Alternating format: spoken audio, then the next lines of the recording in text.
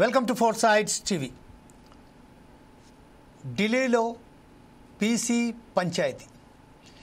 పంచాయతీలకు సంబంధించింది కులగణన చేసిన తర్వాత తెలంగాణ రాష్ట్రంలో రేవంత్ రెడ్డి సర్కార్ ఏదైతే కులగణన నిర్వహించిన తర్వాత 56.633% బీసీలు ఉన్న గుర్తించిన రేవంత్ రెడ్డి సర్కార్ 42% రిజర్వేషన్స్ బీసీలకు కలిగించాలని చట్టసభల్లో ఆమోదం చెప్పింది. అసెంబ్లీలో ఆమోద యోగ్యం అయిన తర్వాత దాన్ని పార్లమెంట్లో ఆమోదానికి పంపించింది. పార్లమెంటు సమావేశాలలో ఈ విషయంపై చర్చ సాగనీయకుండానే, దానికి సంబంధించింది ఎలాంటి చర్చ ఇప్పటి వరకు జరగలేకుండానే ఈరోజు తెలంగాణ రాష్ట్రంలో పంచాయతీ ఎన్నికలు వస్తున్న సమయంలోనే బీసీల విషయంలో ఒకవేళ కనుక ఈ 42% రిజర్వేషన్స్ కనుక అమలు చేస్తే, ఆ అమలు చేసిన తర్వాత సమయంలో ముస్లింలకు ఎక్కువ శాతం, అంటే దాదాపుగా 12.53% ఉన్న ముస్లింలకు సంబంధించింది ఈరోజు ఎక్కువ శాతం వారికే పోతుంది 42% నుండి. దాని ద్వారా బీసీలకు ఇందులో నష్టం జరుగుతుంది అని బీజేపీ వాదిస్తుండగా, లేదు, వారికి ఎలాంటి నష్టం వాటిల్లదు. 42%లో ఏదైతే 12.53% ముస్లిమ్స్ ఉన్నారో వారికి కూడా సరిసమానంగా వస్తారని చెప్తున్నారు కాంగ్రెస్ వర్గాలు. అందులో బీసీలకు సంబంధించింది బీఆర్ఎస్ వర్గం ఖచ్చితంగా ఇదొక రాజకీయ కుట్ర. గతంలో ఏదైతే సర్వే జరిగిందో ఆ సర్వేలో 52% ఉన్న బీసీలు ఈరోజు ఇంతకుముందు ఉన్న జనాభా లెక్కల ప్రకారం ఎప్పుడైతే కులగణన జరిగిందో ఆ కులగణన జరిగిన సమయంలో ఎక్కువ శాతం ఉన్న బీసీలు ఈరోజు ఎప్పుడైతే రేవంత్ రెడ్డి సర్కారు కులగణన నిర్వహించిందో ఆ నిర్వహించిన సమయంలో బీసీల శాతం ఎందుకు తగ్గిందని బీఆర్ఎస్ ఇట్నుంచెల్లి వాదించుకుంటూ వస్తుంది. ఈ నేపథ్యంలోనే తెలంగాణకు సంబంధించిన రేవంత్ రెడ్డి అనేక మంది తనకు సంబంధించిన క్యాబినెట్ మినిస్టర్స్ అలాగే అనేక ఎమ్మెల్యేలతోనో ప్రతినిధులతోనో ఢిల్లీ వెళ్ళి అక్కడ పెద్ద ఎత్తుననే ఈ విషయంపై చర్చ జరగాలి అనే విషయంపై 9th షెడ్యూల్లో దీన్ని చేర్చాలి అనే విషయంపై పెద్ద ఎత్తున అక్కడ చేశారు. దానికి అధిష్టాన వర్గంతో కూడా కలిశారు. అధిష్టాన వర్గంతో కలిసిన తర్వాత ఎప్పుడైతే రాహుల్ గాంధీ ఈ విషయంలో రేవంత్ రెడ్డిని సమర్థించుకుంటూ ఖచ్చితంగా బీసీ అమలు చేయండి, మీ వైపు మొత్తం దేశవ్యాప్తంగానే ఎప్పుడైతే నేను కులగణన చేరాలని పాదయాత్ర చేశానో ఆ పాదయాత్రలో భాగంగానే దేశవ్యాప్తంగానే బీసీలకు అన్యాయం జరుగుతుంది, మేమెంత మాకెంత అనే విధంగానే బీసీలు ఈరోజు ఏకతాటిపై గలమెత్తి వారు తమకు సంబంధించిన న్యాయం జరగాలని ఏదైతే చేశారో దానికి పూర్తిగా సమర్థిస్తున్నాను అని రాహుల్ గాంధీ చెప్పడం జరిగింది. ఈ విషయంలోనే బీజేపీ మాత్రం ఖచ్చితంగా కిషన్ రెడ్డి గారు ఎవరైతే ఉన్నారో కిషన్ రెడ్డి గారు బీజేపీ సంబంధించిన మంత్రి వర్యులు వారు ఏమన్నారంటే ఖచ్చితంగా బీసీ రిజర్వేషన్ సంబంధించిన 42%లలో ముస్లింలను తీసేయండి, ముస్లింలను తీసేస్తే మాత్రం బీసీలకు సరైన పద్ధతిలో మనం న్యాయం చేయగలుగుతాం, చేసిన వాళ్ళం అవుతామని వారు చెప్పుకుంటూ పోతున్నారు. ఈ విషయంలో పూర్తిగా మనతో మాట్లాడడానికి అసలు వాస్తవానికి బీసీ రిజర్వేషన్స్ అమలు ద్వారా బీసీలకు న్యాయం జరుగుతుంది అని చెప్తున్నప్పటికీ ఈరోజు బీజేపీ బీఆర్ఎస్ ఎందుకు దీన్ని ఇలా బహిర్గతం చేస్తుంది? ఈ విషయంపై మాట్లాడానికి వాస్తవానికి ముస్లింలకు సంబంధించింది ఆటంకాలు ఉన్నాయా? బీసీలకు ఈ రిజర్వేషన్స్ ద్వారా బీసీలలో ముస్లిమ్స్ ఉన్నప్పటికీ వారికి సంబంధించిన అనేక తెగలు ఉన్నాయి, 12 తెగలు దాకా ఉన్నాయి, అవి తర్వాత మనం చర్చించుకుందాం. ఇళ్లకు సంబంధించింది ఈరోజు ఈ విషయంపై పూర్తిగా చర్చించడానికి మనతోటి ఉన్నారు డాక్టర్ చెరుకు సుధాకర్ గౌడ్ గారు, ప్రజా సంఘ నాయకులు, అలాగే జాజుల శ్రీనివాస్ గౌడ్ గారు జాతీయ అధ్యక్షుడు బీసీ సంక్షేమ సంఘం, గంట రాములు యాదవ్ గారు మాజీ జెడ్పీటీసీ బీఆర్ఎస్ నాయకులైనటువంటి గంట రాములు గారు, అలాగే కాంగ్రెస్ నాయకులైనటువంటి బీసీ సంక్షేమ సంఘం జాతీయ కాంగ్రెస్ నాయకుడు హనుమంత్ ముదిరాజ్ గారు కూడా మనతోటి జాయిన్ అయిపోయారు.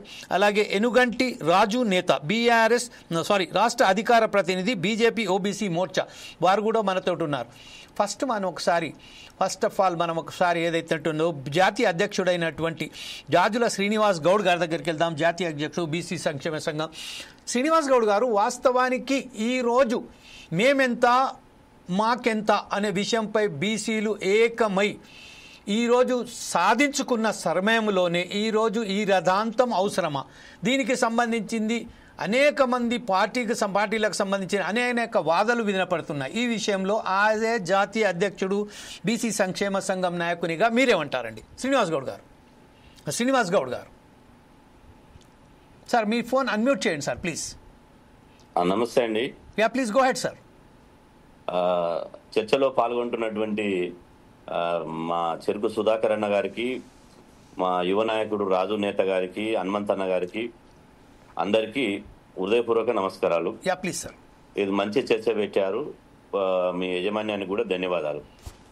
ఇప్పుడు రాష్ట్రంలో బీసీ రిజర్వేషన్ల అంశము ప్రతి రాజకీయ పార్టీ మేము అండగా ఉంటాం, మేము మద్దతుగా ఉంటామని ఒకవైపు చెప్తూనే, రిజర్వేషన్లు ఎట్లయితే ఆగిపోతాయో, ఈ అమలు కాకుండా ఎట్లయితే ఉంటాయో, ఈ రిజర్వేషన్లకు అడ్డుకట్ట అయ్యాలనో ప్రయత్నాలు చేస్తున్నారు. ఇది చాలా బాధాకరం. ఇవాళ బీసీలు అడిగేది ఏంది? మేము కనీసం మా సోదరులు ఎస్సీ ఎస్టీలు వాళ్ళ జనాభా ప్రకారం రిజర్వేషన్ ఉన్నాయి. సోదరులు అగ్రవర్ణాలకు వాళ్ళ జనాభా కంటే 1-2% రిజర్వేషన్ అదనంగా ఉన్నాయి, ఎక్కువనే ఉన్నాయి. కానీ జనాభా ఉండి కూడా రిజర్వేషన్ లేనటువంటి వాళ్ళు ఎవరు? బీసీలు. కానీ మన బీసీలు 60% ఉంటే జనాభా దామాష ప్రకారం వాస్తవంగా 60% అడగాలి, ఎస్సీ ఎస్టీ ఓసీలు అడిగినట్టు. కానీ 60% ఉన్న జనాభా కేవలం 42% మాత్రమే ఈ రోజు రిజర్వేషన్లు అడుగుతున్నారు. ఈ 42% రిజర్వేషన్లు ఇవ్వడానికి కూడా ఎందుకంత బాధ అని మేము అడుగుతున్నాం. ఈ రోజు అన్ని పార్టీలు కనుక అనుకుంటే, అన్ని ప్రభుత్వాలు, రాష్ట్ర ప్రభుత్వం, కేంద్ర ప్రభుత్వం అనుకుంటే ఇది ఏమైనా పెద్ద సమస్యనా? ఇదేం పెద్ద సమస్య కాదే. మా జనాభా కంటే అదనంగా 1% మేము ఎక్కువ అడుగుతలేమే. ఇవాళ బీసీలలో జనాభా ఎంత, రాజకీయ ప్రాతినిధ్యం ఎంత, ఉద్యోగ రంగంలో మా ప్రాతినిధ్యం ఎంత, విద్యారంగంలో మా ప్రాతినిధ్యం ఎంత, ఆర్థిక రంగంలో మా ప్రాతినిధ్యం ఎంత, లెక్కలు చూస్తే స్పష్టంగా తెలిసిపోతుంది. రాజకీయ రంగంలో 60% ఉన్న జనాభా స్వాతంత్రం వచ్చిన 78 సంవత్సరాల తర్వాత కూడా 18% రాజకీయ ప్రాతినిధ్యం దాటలే. అదేవిధంగా ఇవాళ ఉద్యోగ రంగంలో 11% దాటలే. పార్లమెంట్లో చెప్పారు, మేం చెప్పేది కాదు, ఇది డేటా. ఆ తర్వాత ఇవాళ విద్యారంగంలో మా శాతం 32% దాటలే. కాబట్టి ఈ దేశం, భారతదేశం, అఖండ భారతదేశం కావాలన్నా, తెలంగాణ అభివృద్ధి చెందినటువంటి తెలంగాణ కావాలన్నా, మెజార్టీగా ఉన్నటువంటి బీసీలను అభివృద్ధి చేయకుండా, అభివృద్ధి చెందినటువంటి కులాలతో సమానంగా ఎదిగే అవకాశం ఇవ్వకుండా ఇలా అఖండ భారత్ అని, స్వర్ణ భారత్ అని, లేకపోతే ఇవాళ బంగారు తెలంగాణ అని, లేకపోతే ఇంకో తెలంగాణ అంటే అది సాధ్యమైనటువంటి పని కాదు. కాబట్టి ఇప్పుడు రాజకీయ పార్టీలు, ఇది పార్టీల సమస్య కాదు. దయచేసి ఇక్కడ అర్థం చేసుకోవాల్సింది ఏంటంటే, ఇది పార్టీల సమస్య కాదు, ఇది ప్రభుత్వాల సమస్య. ఇది రాష్ట్ర ప్రభుత్వం తనకున్నటువంటి పరిధిలో ఏ విధంగానైతే, ఏ ప్రక్రియ అయితే ఉందో, కులగణన చేయాలని చెప్పారు, ఆ కులగణన చేశారు. దానికి డెడికేటెడ్ కమిషన్ వేయాలని చెప్పారు, డెడికేటెడ్ కమిషన్ వేసారు. అదేవిధంగా చట్టబద్ధంగా అసెంబ్లీలో బిల్లు చేశారు, క్యాబినెట్ లో తీర్మానం చేశారు. ఒక బిల్లునేమో ఢిల్లీకి పంపించారు, ఇంకొక బిల్లునేమో గవర్నర్ గారి దగ్గర పంపించారు. ఆర్డినెన్స్ ఇచ్చిన ఈ హైకోర్టు తీర్పు ఉంది కాబట్టి చేయాలని. కాబట్టి చట్టబద్ధంగా రాష్ట్ర ప్రభుత్వం చేసినప్పుడు కేంద్ర ప్రభుత్వం కూడా రాష్ట్రంలో ఉన్నది కాంగ్రెసా లేకపోతే బీఆర్ఎస్ఆ బీజేపీ అనేది చూడకుండా ప్రభుత్వమే. రాష్ట్ర ప్రభుత్వం ఇప్పుడు ప్రజాస్వామ్యానికి విలువ ఎక్కడ ఉంటది? ప్రజాస్వామ్యం అనేది ఇప్పుడు భారతదేశం అనేది ఒక దేశం కాదు, ఇది అన్ని రాష్ట్రాల యొక్క 29 రాష్ట్రాల యొక్క సమైక్య స్ఫూర్తి గలటువంటి దేశం మన భారతదేశం. కాబట్టి అన్ని రాష్ట్రాల ప్రభుత్వాల ఆకాంక్షలను, వాళ్ళు పెట్టినటువంటి బిల్లులను ప్రభుత్వం గుర్తించాలి, కేంద్ర ప్రభుత్వం గుర్తించాలి. ఇటీవల తమిళనాడులో మనమందరం చూసినాం. తమిళనాడు ఏం జరిగింది? తమిళనాడు అసెంబ్లీ చేసినటువంటి బిల్లులను గవర్నర్ గారు తిప్పి పంపుతున్నారు. అదేవిధంగా తిప్పి పంపకపోవడా ఆ బిల్లులను తన దగ్గరనే సంవత్సరాల కొద్ది దాని పరిష్కారం చూపించకుండా గవర్నర్ గారే తన దగ్గర అంటిపెట్టుకుంటుంటే సుప్రీంకోర్టు దీని మీద ఒక జడ్జిమెంట్ ఇచ్చింది రీసెంట్ గా. ఏమని? రాష్ట్ర ప్రభుత్వం ఏ పార్టీ అయినా కావచ్చు, ఆ ప్రభుత్వాలకు ఏ పార్టీ అయినా ప్రాతినిధ్యం వహిస్తుండొచ్చు, కానీ అది ప్రభుత్వం. అక్కడ చేసేది చట్టబద్ధంగా, రాజ్యాంగబద్ధంగా చేసినటువంటి శాసనాలనైనా బిల్లులైనా గవర్నర్ కానీ రాష్ట్రపతి కానీ 3 నెలల్లో దాన్ని పరిష్కరించాలని చెప్పి సుప్రీంకోర్టు తీర్పు ఇచ్చింది. కాబట్టి ఇక్కడ కూడా గతంలో రిజర్వేషన్లు పెంచినప్పుడు ఈ 50% సీలింగ్ కు అదనంగా రిజర్వేషన్ పెంచాలన్నప్పుడు తమిళనాడులో కూడా ఈ తెలంగాణలో అయితే ఏ విధంగా అయితే అసెంబ్లీలో బిల్లు చేసి ఇలా క్యాబినెట్ లో తీర్మానం చేసిరో, ఆ రోజు కూడా తమిళనాడులో స్వర్గీయ జయలలిత గారు అసెంబ్లీలో తీర్మానం చేసి, క్యాబినెట్ లో తీర్మానం చేసి ఆ బిల్లును ఢిల్లీకి తీసుకొని పోయింది. అప్పుడు ఢిల్లీలో ఏ ప్రభుత్వం ఉంది? కాంగ్రెస్ ప్రభుత్వం ఉంది, సంకీర్ణ ప్రభుత్వం ఉంది. కాబట్టి కాంగ్రెస్ ప్రభుత్వం, పివి నరసింహారావు గారు ప్రధానమంత్రి గారు ఉన్నారు. ఇవాళ తమిళనాడులో అన్నా డిఎంకే ప్రభుత్వం ఉంది, సెంట్రల్లోనేమో కాంగ్రెస్ ప్రభుత్వం ఉంది. కానీ అక్కడ వాళ్ళు పార్టీలు చూసుకోలే ఆ రోజు. ఇవాళ తమిళనాడులో ఉన్నది ఏ పార్టీ అయినా కావచ్చు, కానీ అక్కడ ప్రభుత్వంగా చూసారు. అదేవిధంగా కేంద్రంలో ఉన్నది ఏ పార్టీ ప్రాతినిధ్యం ఉండొచ్చు, కానీ ప్రాతినిధ్యం వహించవచ్చు, కానీ అక్కడ కేంద్ర ప్రభుత్వాన్ని చూసుకొని ఆ తమిళనాడు రాష్ట్రాన్ని శాసనం ద్వారా ఆమోదించినటువంటి బిల్లును ఆ రోజు పివి నరసింహారావు గారు కాంగ్రెస్ ప్రభుత్వం ఆమోదించి 9th షెడ్యూల్లో పెడితే ఇలా తమిళనాడులో 69% రిజర్వేషన్ అమలైనాయి.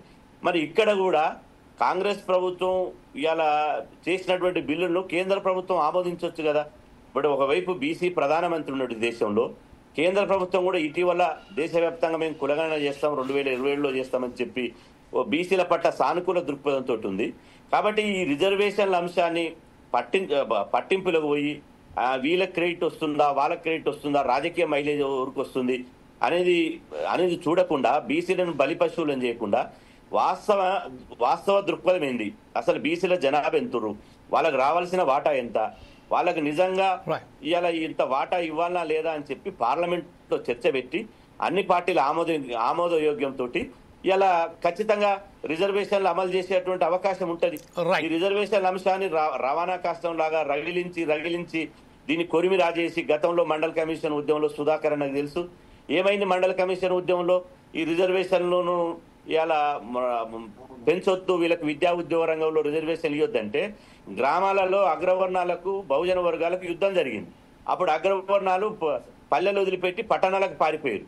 మరి ఇప్పుడు కూడా రిజర్వేషన్ల అంశాన్ని రవాణా కష్టంలాగా చేసి ఆ రవాణా కష్టంలో మంట అంటుకుంటే ఇలా వీళ్ళు చలి కాసుకుందాం అనుకుంటున్నారా? కాబట్టి దయచేసి నేను అన్ని పార్టీలకు మీ ద్వారా నేను అప్పీల్ చేస్తున్నా, ఇది రాజకీయంగా అంశాన్ని ఇవాళ రాజకీయ అంశంగా చూడొద్దు. దీన్ని బీసీలకు న్యాయం జరిగేటువంటి కోణంలో సామాజిక న్యాయం కోణంలో చూడాలి. ముస్లింలు ఉన్నారు, నేను చివరిగా చెప్పేది అంటే ముస్లింలు ఉన్నారు అని అంటున్నారు. నేను అంటున్నా పార్లమెంటే ఈ దేశంలో సుప్రీం. మేము ముస్లిం రిజర్వేషన్ కావాలని బీసీ సంఘాలు నన్ను వినతి పత్రాలు ఇచ్చిరా? మేము ముస్లిం రిజర్వేషన్ కావాలని మేము అంటున్నామా? కాబట్టి మీరు ముస్లిం రిజర్వేషన్లు ఇంప్లిమెంట్ చేసే ఉద్దేశం ఉంటే మీరు చేయొచ్చు. ఒకవేళ మీకు ఇష్టం లేకపోతే ఈ దేశంలో పార్లమెంటే సుప్రీం కాబట్టి మీరు సవరణ చేసి ఎవడు ఉండాలో ఎవడు ఉండొద్దో చేసి మీరు సవరణ చేసి ఆ రిజర్వేషన్ల బిల్లును ఆమోదించి పంపొచ్చు. అట్లా ఆమోదించి పంపకుండా ఇలా ఎవరైతే ఏ అధికారం అయితే వాళ్లకు ఈ సవరణ చేసే అధికారం ఉందో, ఈ రిజర్వేషన్ల బిల్లుకు ఆమోద ముద్ర వేసి ఒక చట్ట రూపంలో చేసే అధికారం ఉందో, కిషన్ రెడ్డి గారే 42% రిజర్వేషన్ ఇవ్వాలని డిమాండ్ చేస్తున్నాడు. అందులో ముస్లింలు ఉన్నారని చెప్తున్నారు. కాబట్టి ఇదంతా రాజకీయం చేయకుండా నీ పార్టీ నా పార్టీ అనకుండా బీసీల కోణంలో ఆలోచించాలి. ఇదంతా బీసీ సమాజం ఇదంతా రాజకీయ పార్టీలు చేసే డ్రామాలన్నీ బీసీ సమాజం చూస్తున్నారు. బీసీలు గత కాలం లెక్క కాదు. ఇప్పుడు సోషల్ మీడియా యుగం. ప్రతి అంశాన్ని ఎవరు తప్పు మాట్లాడుతున్నారు, ఎవరు ఒప్పు మాట్లాడుతున్నారు, ఎవరు బీసీలకు ఎగనెస్ట్ గా ఉన్నారు, ఎవరు బీసీ వ్యతిరేక చర్యలకు పాల్పడుతారో సమాజం అంతా చూస్తున్నారు. కాబట్టి దయచేసి ఈ పార్టీలు సానుకూల దృక్పథంతో తీసుకుని బీసీల విషయంలో సానుకూలంగా నిర్ణయం తీసుకోవాలని చెప్పి నేను అప్పీల్ చేస్తున్నాను. రైట్ సార్, శ్రీనివాస్ గౌడ్ గారు, థ్యాంక్స్ వెరీ మచ్. ఇప్పుడు సార్ మనం హనుమంత్ ముదిరాజ్ గారి దగ్గర వెళ్దాం. కాంగ్రెస్ కు సంబంధించింది, కాంగ్రెస్ కు నాయకులను అలాగే బట్టి విక్రమార్క నిన్న మాట్లాడుతూ పార్లమెంటుకు సంబంధించిన అందరూ పార్లమెంటేరియన్లను ఈ రోజు పవర్ పాయింట్ ప్రెజెంటేషన్ వారు ఇచ్చిన తర్వాత ఎందుకు అవసరం ఉన్నది ఈ విషయంపై రాహుల్ గాంధీ ఎలా అన్నారో ఆ విషయంలో పూర్తిగా అక్కడ వివరించడం జరిగింది. అయినప్పటికీ ఈరోజు ఒక విషయం ఏంటంటే దాంట్లో కన్వర్టెడ్ బీసీ మోడీ గారు అని చెప్పారు. అయితే ఈ విషయంలో ఒక్కసారిగా రచరచ అయింది. కాకపోతే ఈరోజు కిషన్ రెడ్డి గారు దాంట్లో చాలా ప్రధానంగా ఏమంట్లాడుతున్నారంటే ఈరోజు బీసీ రిజర్వేషన్స్ గట్ల 42% అమలు చేయడానికి మేము సిద్ధమే, కానీ అందులో నుండి ముస్లిమ్స్ సంబంధించిన 2.52% ఉన్న ముస్లిమ్స్లను ఇందులోకి తీసేయండి, వాళ్ళే ఎక్కువ శాతం లబ్ధి పొందారు. ఇప్పటికే 4% ముస్లిమ్స్ రిజర్వేషన్ ద్వారా వాళ్ళు ఈ దీనికి సంబంధించిన లబ్ధి పొందుతున్నారు. ఇప్పుడు కనుక ఈ రిజర్వేషన్స్ అమలు చేస్తే ముస్లిమ్స్కు ఇంకా కొంచెం ఇచ్చినట్టు ఉంటుంది.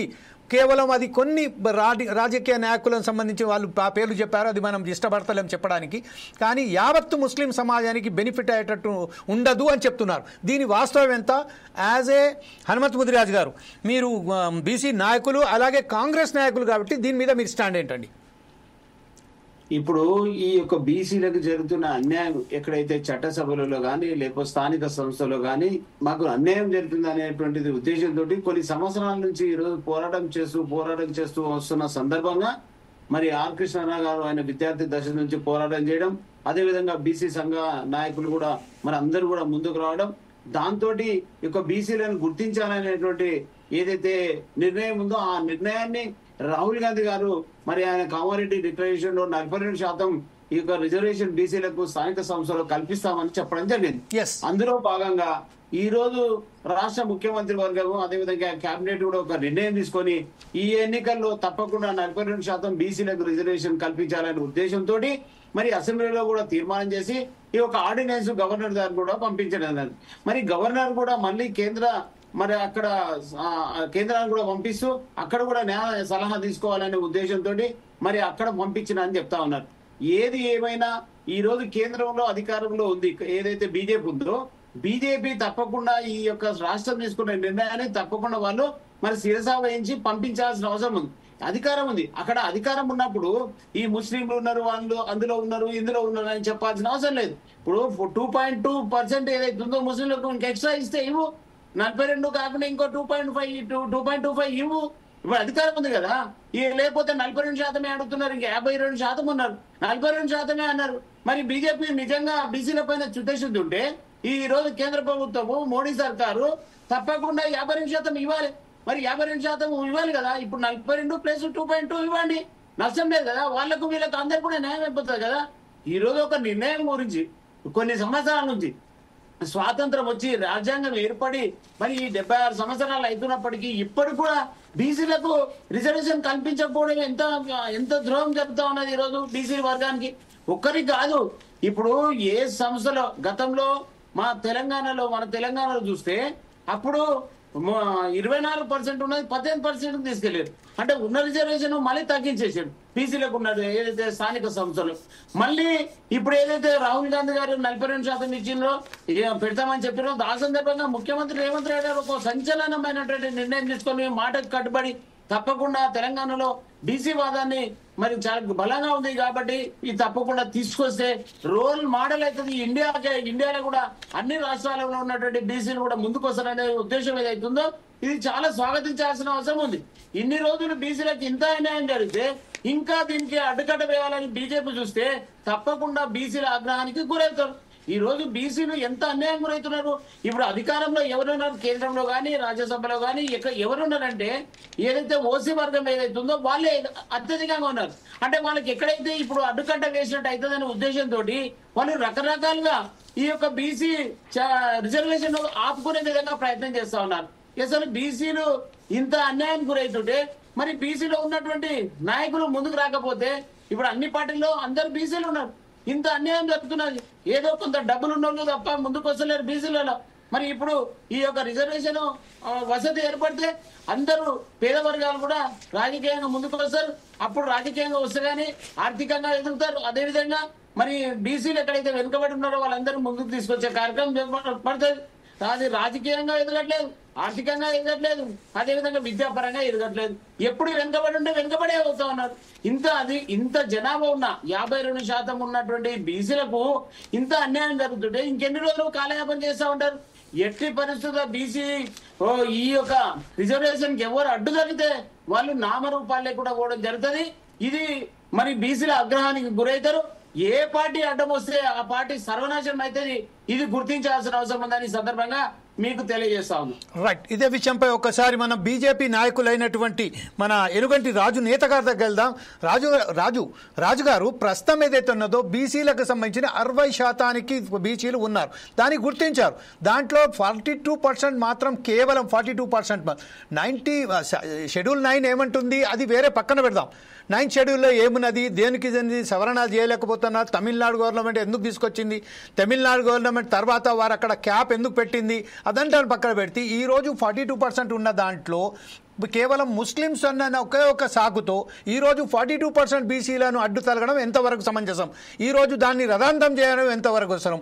ఈరోజు జార్ఖండ్ తెలంగాణ ప్రాంతాలలో ఈ సంబంధించింది చాలా ప్రత్యేకంగా మాకు రిజర్వేషన్స్లలో కల్పియండి అని ఒక మంచి ప్రతిపాదన తీసుకొచ్చిన రేవంత్ రెడ్డిని ఈరోజు ఎందుకు అడ్డు పెడుతున్నట్టుగా తెలుస్తుంది. ఈ విషయంపై మీరేమంటారండి? ముందుగా నమస్కారం అండి. డిబేట్ లో పాల్గొంటున్నటువంటి పెద్దలందరూ కూడా నమస్కారాలు, ఉద్యమాభివందనాలు. అయితే ముందుగా ఈరోజు చర్చలో పాల్గొంటున్నటువంటి పెద్దలందరూ కూడా గత చాలా సంవత్సరాల నుంచి బీసీ సామాజిక వర్గం యొక్క హక్కుల కోసం పోరాడుతున్నటువంటి వాళ్ళందరికీ చాలా క్లియర్ గా తెలుసు. జాజుల సీనన్నతో పాటుగా నేను కూడా కలిసి గత 15-20 సంవత్సరాల క్రితము బీసీ హక్కుల కోసం పోరాటం చేసినాం.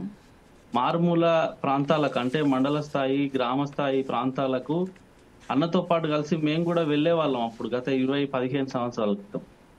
అయితే ఈరోజు 42% రిజర్వేషన్ల విషయంలో కాంగ్రెస్ పార్టీ వాదన ఏదైతే ఉందో చాలా విభిన్నంగా, కాంగ్రెస్ పార్టీ యొక్క వైఖరి చాలా విచిత్రంగా, వింతగా అనిపిస్తుంది. ఎందుకంటే ఒక రోజేమో అసెంబ్లీలో తీర్మానం చేసినాం, బిల్లు పాస్ చేసినాం అని చెప్తుంది. మరొకసారి ఏమో రాష్ట్రపతికి మేము బిల్లును పంపించినాం అని చెప్తుంది. రాష్ట్రపతి గారి దగ్గర బిల్లు పెండింగ్ లో ఉండగానే మళ్ళీ మేము గవర్నర్ గారికి బిల్లును పంపించినాం అని చెప్తుంది. మళ్ళా ఆ బిల్లు పెండింగ్ లో ఉండగానే మేము ఆర్డినెన్స్ జారీ చేస్తామని చెప్తుంది. కాబట్టి ఇదంతా ఏంటంటే they are creating confusion in among the BCs.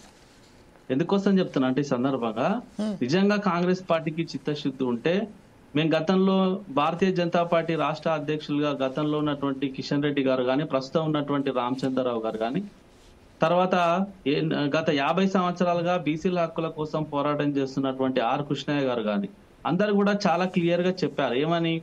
అయా 42% రిజర్వేషన్లు కామారెడ్డి డిక్లరేషన్ అమలు చేయాలంటే అది పూర్తిగా రాష్ట్రాలకే స్వేచ్ఛనిచ్చింది. రాజ్యాంగంలోని ఆర్టికల్ 243D6 ప్రకారం పూర్తి స్వేచ్ఛా స్వాతంత్రాలు, రిజర్వేషన్లు స్థానిక సంస్థల్లో ఎన్నికల్లో పెంచాలా తగ్గించాలా అనేటువంటి అంశము పూర్తిగా రాష్ట్రాలకే ఉంది. కానీ ప్రస్తుతం ఉన్నటువంటి ముఖ్యమంత్రి రేవంత్ రెడ్డి గారు కేవలం బీసీలకు మేము రిజర్వేషన్లు పెంచుతున్నాం అని చెప్పడం తప్ప దాన్ని అమలు చేసే వైపుగా అడుగులు వేయడం లేదు. నేను ఈ సందర్భంగా అడుగుతున్నాను సార్ కాంగ్రెస్ పార్టీ నాయకులను, అయ్యా మీ దగ్గర ఎంతో మంది న్యాయ సలహాలు ఇచ్చేటువంటి వాళ్ళు, అడ్వకేట్ జనరల్స్ ఉన్నారు, సీనియర్ అడ్వకేట్లు ఉన్నారు కదా, మరి కామారెడ్డి డిక్లరేషన్ లో 42% రిజర్వేషన్లు ఇచ్చినప్పుడు దాన్ని ఎట్లా అమలు చేయాలి, అమలు చేసే క్రమంలో ఏ రకమైనటువంటి ఆటంకాలు వస్తాయి అనేటువంటి విషయం మీద ఎప్పుడన్నా ఆలోచన చేశారా లేదా? ఈరోజు మాట్లాడితే భారతీయ జనతా పార్టీ నాయకుల మీద ఏంటి, కొత్త అధ్యక్షులైనటువంటి రామచంద్రరావు గారు ఢిల్లీలో మాట్లాడినటువంటి విషయాలను పదే ప్రస్తావిస్తున్నారు. సార్ నేను ఈ సందర్భంగా గుర్తు చేస్తున్నా, మా అధ్యక్షులు రామచంద్రరావు గారు ఢిల్లీ ప్రెస్ మీట్ లో మాట్లాడినటువంటి విషయాలలో ఏం మిస్టేక్ ఉందో ఒకసారి మనం అందరం కూడా ఆలోచన చేయాలి. ఆయన ఏమన్నారు? అయా బీసీలను కాంగ్రెస్ పార్టీ తప్పుదో పట్టిస్తుంది, నిజంగా ఇన్ని సంవత్సరాల పాటు బీసీలందరూ కూడా అన్యాయానికి గురయ్యారు, వాళ్ళు వెనుకబాటుతనానికి గురయ్యారు, విద్యా ఉద్యోగాలలో, రాజకీయాలలో, ఆర్థికంగా, ఉపాధి కల్పనలో అన్నిట్లో వాళ్ళు వెనుకబడతనానికి గురయ్యారు. కాబట్టి వాళ్ళకు 42% అమలు చేయాలి అనే విషయాన్ని ఉటంకిస్తూ చెప్పిన విషయం ఏంటంటే, గతంలో సుప్రీంకోర్టు కొన్ని జడ్జిమెంట్ లో ఒక తీర్పులు ఇచ్చింది సార్. 1973లో కేశవానంద భారతి కేసులో, తర్వాత 2007 సంవత్సరంలో IR Coelho versus state of Tamil Nadu కేసులో సుప్రీంకోర్టు చాలా క్లియర్ గా జడ్జిమెంట్ ఇచ్చింది. ఏమని? 9వ షెడ్యూల్లో చేర్చినటువంటి విషయాల విషయాల మీద కూడా ఈరోజు అవి న్యాయ సమీక్షకు లోబడే ఉంటాయని చెప్పేసి గతంలో చాలా క్లియర్ గా సుప్రీంకోర్టు చెప్పింది. ఆయన మాట్లాడుతూ అన్న విషయం ఏంటంటే, నిజంగా రాష్ట్ర ప్రభుత్వానికి చిత్తశుద్ధి ఉంటే వాళ్ళు అమలు చేయవచ్చు, కానీ 9వ షెడ్యూల్ ను ముడిపెట్టి 9వ షెడ్యూల్లో చేర్చాలి. గతంలో 94లో తమిళనాడు రాష్ట్రానికి సంబంధించి 69% రిజర్వేషన్లు అమలు చేసే క్రమంలో వాళ్ళు 9th షెడ్యూల్లో చేర్చే రకంగా ప్రయత్నం చేసిరని పదే 9వ షెడ్యూల్ కు ముడిపెడతా ఉన్నారు. నేను ఈ సందర్భంగా చెప్పదలుచుకున్నా, ఇక్కడ ఉన్నటువంటి పెద్దలకు కూడా తెలుసు ఒక విషయం ఏంటంటే, స్థానిక సంస్థల ఎన్నికలకు సంబంధించిన రిజర్వేషన్ల విషయంలో 9వ షెడ్యూల్లో పెట్టకున్నా కూడా మనం ఎన్నికలకు పోవచ్చు.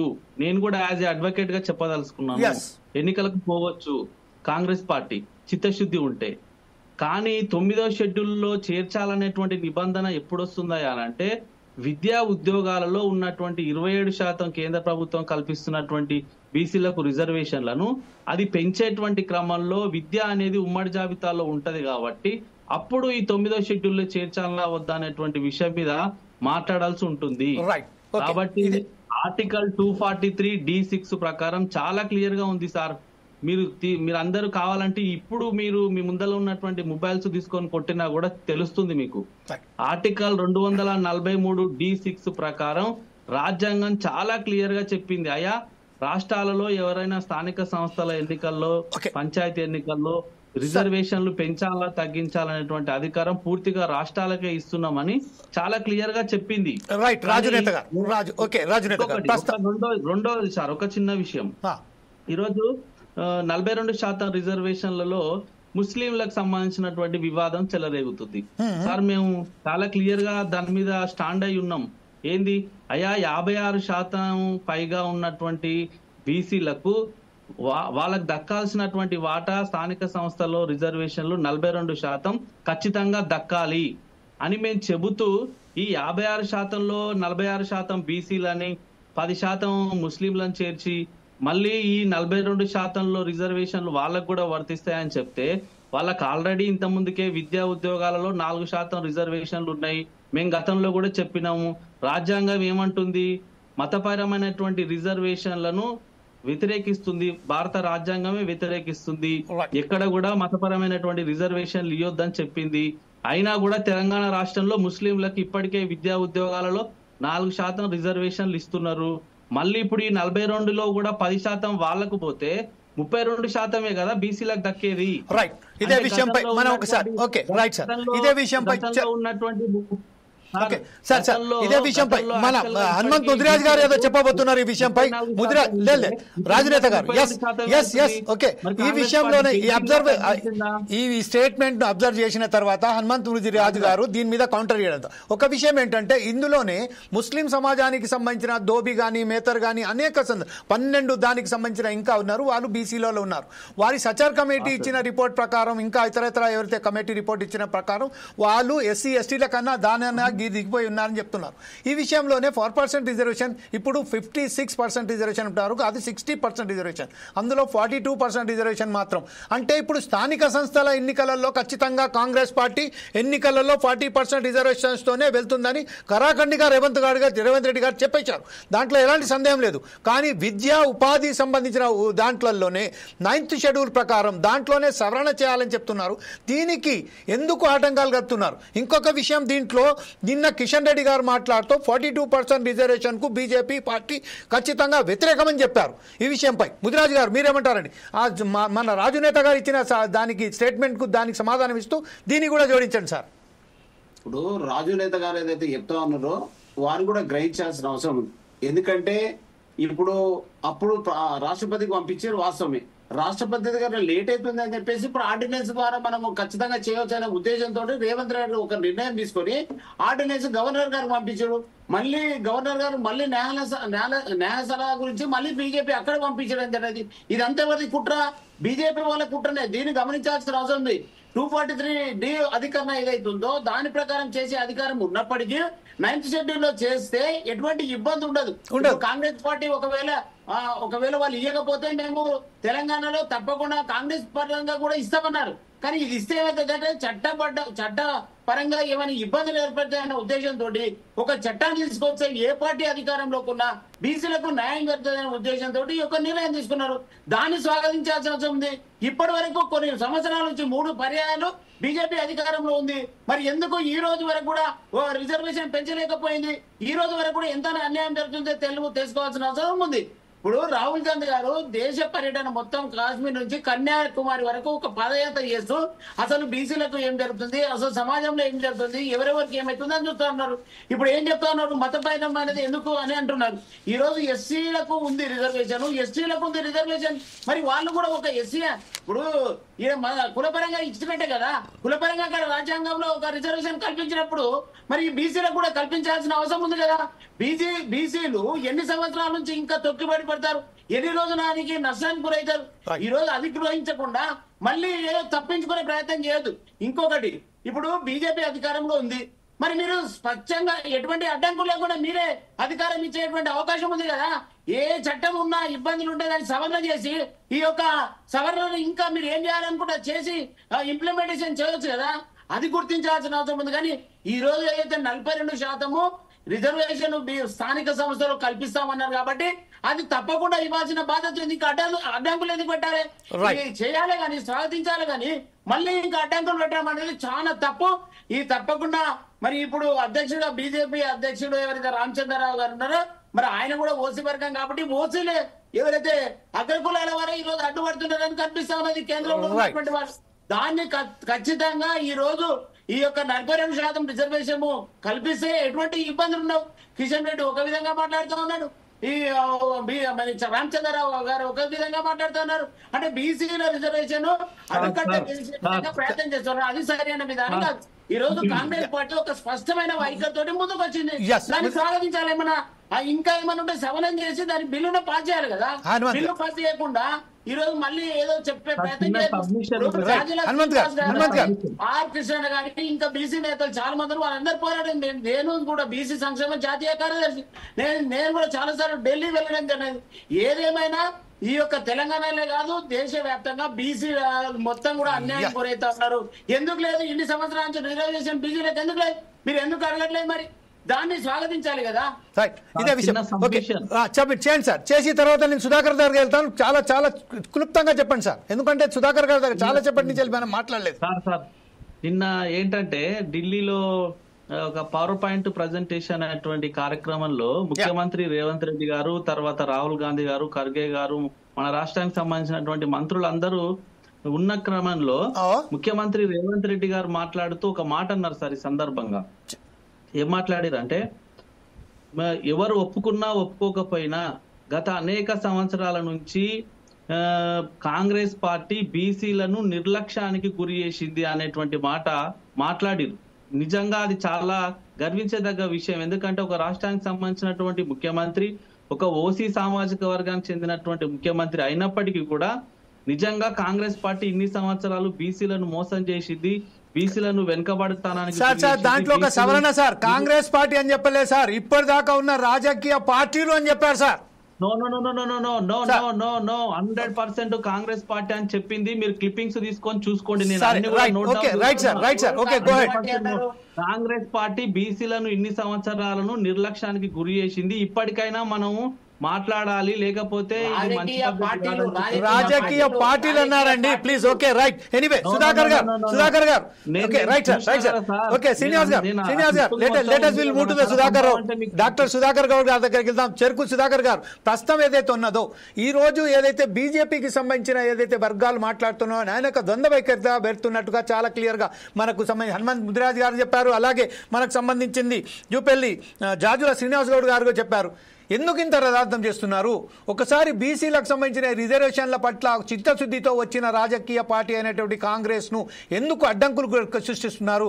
కనీసం ఇప్పటికైనా కనీసం బీసీలు మేమెంత మాకెంత అనే విధంగా పోతున్న సమయంలో ఎందుకు అడ్డంకులు కలుస్తున్నారంటే కిషన్ రెడ్డి గారు సమాధానం ఇచ్చారేంటంటే అందులోకెళ్ళి ముస్లింలను తీసేయండి, ఖచ్చితంగా మేము చేస్తామన్నారు. దీంట్లో ప్రధానంగా ఇప్పటి వరకు చాలా తక్కువ శాతం ఉన్న ఏదైతే కులాలు ఉన్నారో వాళ్ళే ఇప్పటిదాకా లబ్ధి పొందారు. ఈ రోజు బీసీలు ఎప్పుడైతే గలమెత్తి ఏకమయ్యి వాళ్ళు పోరాటం చేస్తున్నారో ఆ నేపథ్యంలోనే వీళ్ళందరూ గుర్తొస్తారని చెప్తున్నారు. ఈ విషయంలో ఇంకొక మాట చాలా మనం చెప్పుకోకూడదు కానీ ఈ రోజు చెప్పాల్సిన ఆవశ్యకత ఉన్నది కాబట్టి చెప్తున్నారు. రాహుల్ గాంధీ కులం ఏంది అని చెప్పారు.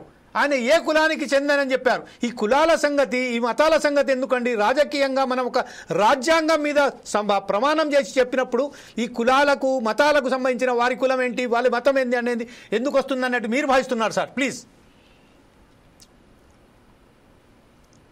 సుధాకర్ శర్మ గారు మీ ఫోన్ అన్మ్యూట్ చేసి మాట్లాడితే బాగుంటుంది సార్. ప్లీజ్ చెరుకు సుధాకర్ గారు. నమస్తే అండి. నమస్తే అందరికీ ఉద్యమ వందనాలు. ఎందుకంటే అందులో ఉన్న వాళ్ళందరూ కూడా రాజకీయ పార్టీల ప్రాతినిధ్యం కంటే తాము వచ్చిన నేపథ్యం నుంచి తమ వర్గం కోసం పోరాడాలనేటువంటి జిగితో పనిచేస్తున్న వాళ్ళు కాబట్టి వారందరికీ ఉద్యమ అభినందన తెలియజేస్తున్నారు. All the participants have to look out that Sudhakar గారు ఒక మాట అన్నారు, వర్గం అని చెప్పారు, కులాలు మతాలు ప్రస్తావన తీసుకురాలేదు. అదొకటి గుర్తించవలసిన ఆవశ్యకత ఉన్నది sir. Please go head sir, go head. Very hats up to you sir. మిత్రులకు ముఖ్యంగా చిన్న చాలా కాలం నుంచి ఒక సంస్థను బలోపేతం చేయడంలో జాతీయ స్థాయిలో పలు సందర్భాల్లో జంతర్ మంతర్ దగ్గర బీసీల సత్తా చాలడం కోసం కృషి చేసినటువంటి వాళ్ళు ఉన్నారు.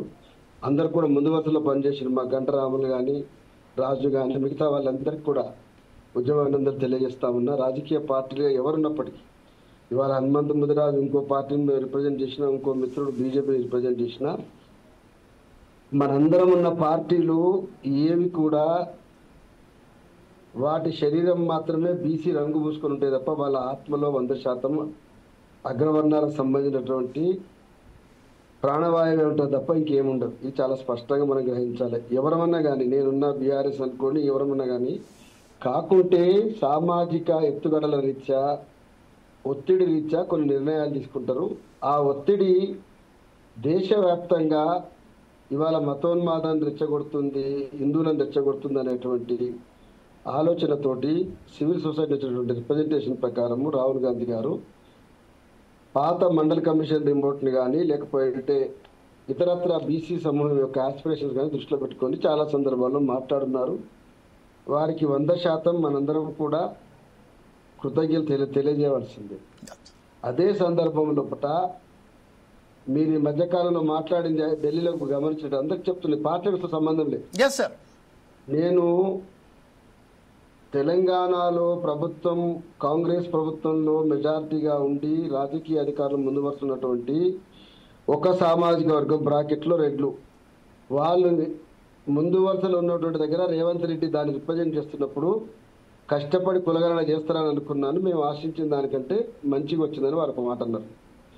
అంటే నేను అన్న మాటకు అక్కడనే రాహుల్ గాంధీ కూడా అదే డౌట్ ఉన్నది. మా పార్టీ కూడా శరీరం మాత్రమే బయటికి బీసీ గురించి చెప్పుకుంటారు తప్ప ఆత్మలో మాత్రం పటేళ్లే ఉన్నారని చెప్పి చాలా స్పష్టంగా దాన్ని బట్టి అర్థమవుతాము. అదేవిధంగా నిర్లజ్జగా మాట్లాడడం అనేది అన్ని రాజకీయ పార్టీలకు అలవాటైపోయింది. ముఖ్యంగా ఈ మధ్య కాలంలో దురదృష్టం ఏంటంటే తెలుసో తెలియకో ఎత్తుగడల రీత్యా బీసీలకు అడపాదడప కాంగ్రెస్ కంటే మెరుగైన అవకాశాలు కల్పించిన భారతీయ జనతా పార్టీ మరి అది ఏమి రాజకీయ దివాలా కోరుతానో మనకు తెలియదు. కానీ రామచంద్రరావు మాట్లాడినా కిషన్ రెడ్డి గారు మాట్లాడినా వారిగా బీసీ సమూహం నుంచి వేరుపడ్డట్టుగా చేసేటువంటి ప్రయత్నాలు ఏవైతున్నాయో అవి వాళ్లకు నష్టం కలిగించేది తప్ప ఇంకేం లేవు. నేను కోపంతో అనడం లేదు. సమాజంలో ఏ విధమైన ఆస్పిరేషన్ మర్చిపోయి మాట్లాడితే బాగుండదు. ఎందుకంటున్నట్టే ఈ సందర్భంలో ఇంత దేశవ్యాప్తంగా చర్చలో రాహుల్ గాంధీ కులమైందనే చర్చ ఏదైతున్నదో అది అత్యంత దుర్మార్గమైంది. ఎవడో థర్డ్ క్లాస్ నార్త్లో ఉన్నటువంటి కన్ను మినుగా అన్నటువంటి అహంకారికి ఎవడన్నా మాట్లాడితే అర్థం ఉంది. కానీ నిత్యం బీసీల సపోర్ట్ తోటి గెలిచినటువంటి కిషన్ రెడ్డి గారు ఆ మాటని మళ్ళీ పునరుద్ధరించడం ఏదైతుందో చాలా దారుణమైంది. వారు విడ్రా చేసుకోవాలి, బయటి సమాజానికి చెప్పుకోవాలి. అదే సందర్భం లోపల అసలు ఈ రాహుల్ గాంధీ కులం ఎవడి కులం ఉండదు. ఈ దేశంలో ఉన్నటువంటి ఈ మధ్య కాలంలో మీరు కులగణన చేస్తే మీరు గుర్తుపెట్టుకోవడం లేదో 5,000 మందో 6,000 మందో మాకు ఏ కులము లేదు, మాకు ఏ మతము లేదు అని చెప్పేసి we are bar from caste and religion అని చెప్పేసి కాలం నింపినటువంటి వాళ్ళు ఉన్నారు. బుద్ధి ఉండాలంటే ఏమైనా దేశంలో కోటి మంది దేవుని నమ్మనటువంటి వాళ్ళు ఉన్నారు. వాళ్ళు దేవుని నమ్మనంటే వాళ్ళకి ఏ మతం లేనట్టే లెక్క. ఇది ఎక్కడ చర్చ, ఇది ఏం మాట్లాడుతున్నారు? బయాలజికల్ ఈవెంట్ పుట్టుక అనేది ఒక జెనెటిక్ సిస్టంలో కూడా వచ్చేటువంటిది. అది ఎవడికి పుట్టినము దేనికి పుట్టినము అని చెప్పేసి డిఎన్ఏ పరీక్షలు చేసుకోవాలంటే మరి దానవీర చూడకన్నా సినిమా డైలాగ్ ఒకసారి తీసుకొని చూసుకోవాలి. మరి చూసుకోమని చెప్పండి. హిమంత్ బిశ్వాస్ ఎవరండి? హిమంత్ బిశ్వాస్ కాంగ్రెస్ జీ నుంచి వచ్చినోడు కాదా? ఇవాళ దేశంలో బీజేపీ లీడర్లు మనం గెలిచినటువంటి పార్లమెంట్ సభ్యులు 8 మందికి వెళ్ళి ఎంతమంది అండి కాంగ్రెస్కి వెళ్ళి బ్యాక్గ్రౌండ్ నుంచి వచ్చిన వాళ్ళు, ఎంతమంది అండి టీఆర్ఎస్ నుంచి వచ్చిన తెలియదా? ఎందుకు ఇవన్నీ మాట్లాడుకోండి? మీరు పుట్టుకతోటి ఏదో బీజేపీ జెండా పట్టుకొచ్చినట్టు మాట్లాడుతున్నందుకు ఎవరు కూడా రాజకీయ పునరేకరణ అవకాశాల ప్రకారం 100% అవకాశాలు తీసుకుని మాట్లాడతారు. మాట్లాడడం వేరు, అవకాశాలు తీసుకోవడం వేరు. కానీ వ్యక్తిగతమైన దూషణ అనేది చాలా దారుణమైంది. నేను అంతవరకు పరిమితం అవుతూ అదే సందర్భంలో మేము బీసీల కోసం ఒక అద్భుతం చేస్తున్నామని చెప్పేటువంటి స్టైల్ ఉంది కదా, ఈ స్టైల్లో చేసేటువంటి పొరపాట్లు అయితే కాంగ్రెస్ పార్టీ చాలా దారుణంగా చేస్తా ఉంది. ఎందుకంటే రాహుల్ గాంధీ పుట్టుక ఏ కులము అని చెప్పడం ఎంత దారుణమో, రేవంత్ రెడ్డి ఈ సందర్భంలో ఢిల్లీకి పోయి ఆయన కన్వర్టెడ్ బీసీ అనడం కూడా అంతే దారుణం. ఎందుకంటే పనుల్లో తీసుకొని మనం కార్యార్థమై ఢిల్లీకి పోయినాం, పొద్దుమోక పోలే మనం, లేకపోతే ప్రధానమంత్రి దగ్గరికి నిధుల కోసం పోలే మనం.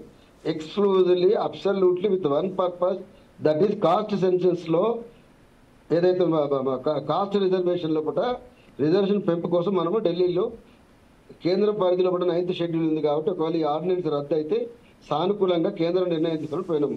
అంత మంచి పరిణామం అయినప్పుడు ఇవాళ అది రాజేశ్వరుడు ముచ్చట కాదు. ఎందుకంటే చాలా విలువైనటువంటి డిస్కషన్స్ పెట్టారు బీజేపీ కూడా. ఏంటంటే మరి పలు సందర్భాల్లో లంబాడాలను తీసుకొచ్చిన వాళ్ళు కనబడడం అనగలుగుతామా? ఇవన్నీ కూడా చర్చకు వస్తాయి. అంటే నేను ఏమంటున్నా, నోరు అనేది చాలా జాగ్రత్తగా ఉండాల్సిన అవసరం ఉంది. మనం బయటికి మాట్లాడినా మనం పైన పర్పస్ డిస్టర్బ్ అవుతుంది. నేను అనేది నోరు అందరికి కూడా, నాకు కూడా చాలా పెద్ద నోరు ఉన్నది. కరెంటు పోతే చెప్పు దాకా మాట్లాడమని చెప్పడం చాలా మంది ఉన్నారు. సరిపోదు, నోరు పెద్దగా ఉండడం సరిపోదు, చాలా జాగ్రత్తగా మాట్లాడాల్సిన అవసరం ఉన్నది. నేను వారికి విజ్ఞప్తి చేస్తున్నా. ఈ సందర్భంలో భట్టి గారు కానీ రాహుల్ గాంధీ మన రాహుల్ గాంధీ జాగ్రత్తనే మాట్లాడుతున్నారు. దురదృష్టం ఏంటంటే ఏ స్టేట్ లో అయితే రిజర్వేషన్ అవసరం ఉందో వీళ్ళకే నోరు అదుపు లేకుండా పోయింది. కాసేపు భట్టి తిడతాడు, కాసేపు రేవంత్ రెడ్డి తిడతాడు, ఇంకోటి. ఈ సందర్భంలో భారతీయ జనతా పార్టీకి ఒకటే చెప్పాలి, మీరు బీసీలకు అనేక సందర్భాల అవకాశాలు ఇచ్చి ఒక చారిత్రక అవసరంగా ఇవాళ నిజానికి ఎంత రిజర్వేషన్ ఉండాలండి? చర్చ దీనికి అవసరమా? 52% ఖచ్చితంగా ఉండాలి. దరిద్రం ఉండాలా? కట్ ఆఫ్ పాయింట్ అనేది తీసివేయమని చెప్పేసి ఆర్డినెన్స్ పెట్టి ఇమీడియట్ గా అత్యవసర సమావేశం పెట్టి దేశంలో సుప్రీంకోర్టుకు డైరెక్ట్ ఓపెన్ చెప్పాలి. ఈ దేశంలో కట్ ఆఫ్ పాయింట్ ఉండదు. 50% కట్ ఆఫ్ పాయింట్ అనేది దుర్మార్గమైంది, మనువాదానికి సంబంధించింది. కేవలము ఉన్నత స్థాయి జడ్జీలో ఉన్నటువంటి కాస్ట్ బయాస్ తోటి మాత్రమే ఈ 50% కట్ ఆఫ్ ఉన్నది. అది ఇంద్రసానికి కేసు అయితేంది, ఏ సానికి కేసు అయితేంది, వాడు కుర్చీలో కూర్చుంటే కాబట్టి సుప్రీంకోర్టులో ఎప్పుడు ఏదో ఒకటి తోక పెడుతుంటే కట్ తీసుకొని పోతున్నారు. కేవలం తమిళనాడు ఎందుకు సాధ్యమైందంటే తమిళనాడులో బై ఫోర్స్ మొత్తం అన్ని సెక్షన్లు ఒక దగ్గర వచ్చినాయి కాబట్టి సాధ్యమైంది. ఇక్కడ వచ్చేసరికి నాయకత్వం అంతా అగ్రవర్ణాలు ఉండడంతో గ్యాప్ వస్తా ఉంది. నేను ఒకటే రిక్వెస్ట్ ఏం చేస్తున్నంటే, భారతీయ జనతా పార్టీ దేశవ్యాప్తంగా కూడా ఈ సందర్భంలో అవకాశం తీసుకోవాలి. మేము మొత్తం హిందువులుగా ఏక మొత్తంలో అన్ని కులాలను చూడడంతో పాటు అన్ని కులాలకు కూడా అవకాశాలు రావాలి. ఎట్లయితే బీసీలలో ఎంబీసీ కోసం ప్రత్యేకమైన శ్రద్ధ పెడతామని ఎట్లా మాట్లాడామో అన్ని కులాలకు కూడా రిజర్వేషన్ వచ్చేలాగా ఉండడం కోసం మేము చాలా డెమోక్రటిక్ గా ఉంటామని చెప్పే ప్రయత్నం చేయాలి. కానీ ఈ సన్నాయి నొక్కుల్లో కూడా ఇప్పుడు రాహుల్ గాంధీ గెలుపుడు, ఈ జన్యుపరమైనటువంటి డిఎన్ఏల టెస్టులు తీసుకుంది, ఈయన బుద్ధుండి చేసే మాటలాంటివి ఇవి. ఈ సందర్భంలో ఈయన కన్వర్టెడ్ గా బీసీ అనడం కరెక్టా అని ఏమన్నా అర్థం ఉందా? నేనేమంటున్నంటే, ఎవరు ఇవాళ ఉన్నటువంటి మిత్రులు ఎవరన్నా కానీ మనం ఏ పార్టీలో ఉండలేండి, మీరు చాలా సందర్భాల్లో నేను ఇవాళ ప్రస్తుతం నేను నా మాతృ సంస్థలు టీఆర్ఎస్ లో ఉన్నటువంటి ఇప్పుడు ఉన్నటువంటి బీఆర్ఎస్ లో ఉన్నా కాబట్టి ప్రజా సంఘాల నాయకుడు అంటున్నారు. కానీ ప్రజా సంఘాల ఉద్యమంలో ఉండడంతో పాటు రాజకీయ పార్టీ ఉండాలి కాబట్టి ఉన్నాం. ఏ పార్టీలో ఉన్నాడు మా లక్ష్యం ఒకటే, మా వర్గాల కోసం పనిచేయడం, మా వర్గాల కోసం నిలబెట్టుకోవడం ఒకటే కారణం. మీ అందరూ విజ్ఞప్తి చేస్తున్నా, దయచేసి అసలు 52% టోటల్ రిజర్వేషన్ ఎందుకు ఉండదనే డైరెక్షన్ లో బీజేపీని ప్రయత్నం చేయమని చెప్పండి. మొత్తం 2% తగ్గించిన ఘనత రేవంత్ రెడ్డి అన్నమాట అంతకంటే అధ్వానం లేదు.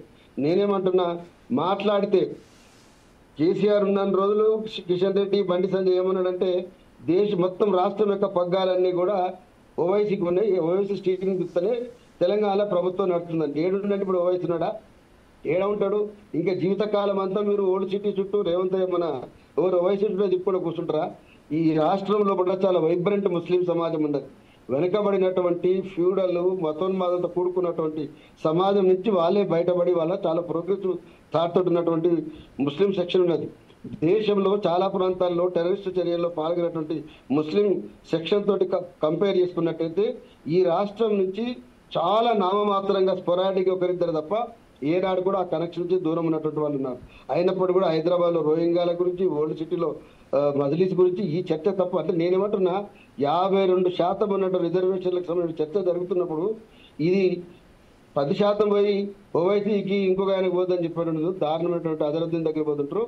ఈ దారుణమైన చర్చలు చేసి మీ స్థాయిని తగ్గించుకోకండి. మీకు కెపాసిటీ ఉంటే ఢిల్లీకి పోయి మన పార్టీ కూడా అడ్వాంటేజ్ అయితే ఏమో కాలం కలిసి గుర్ర ఎగరవచ్చు అన్నట్టు మనకు కూడా అధికారం రావచ్చు. సానుకూలంగా ఉందాము, నిజాయితీగా ఉందాము.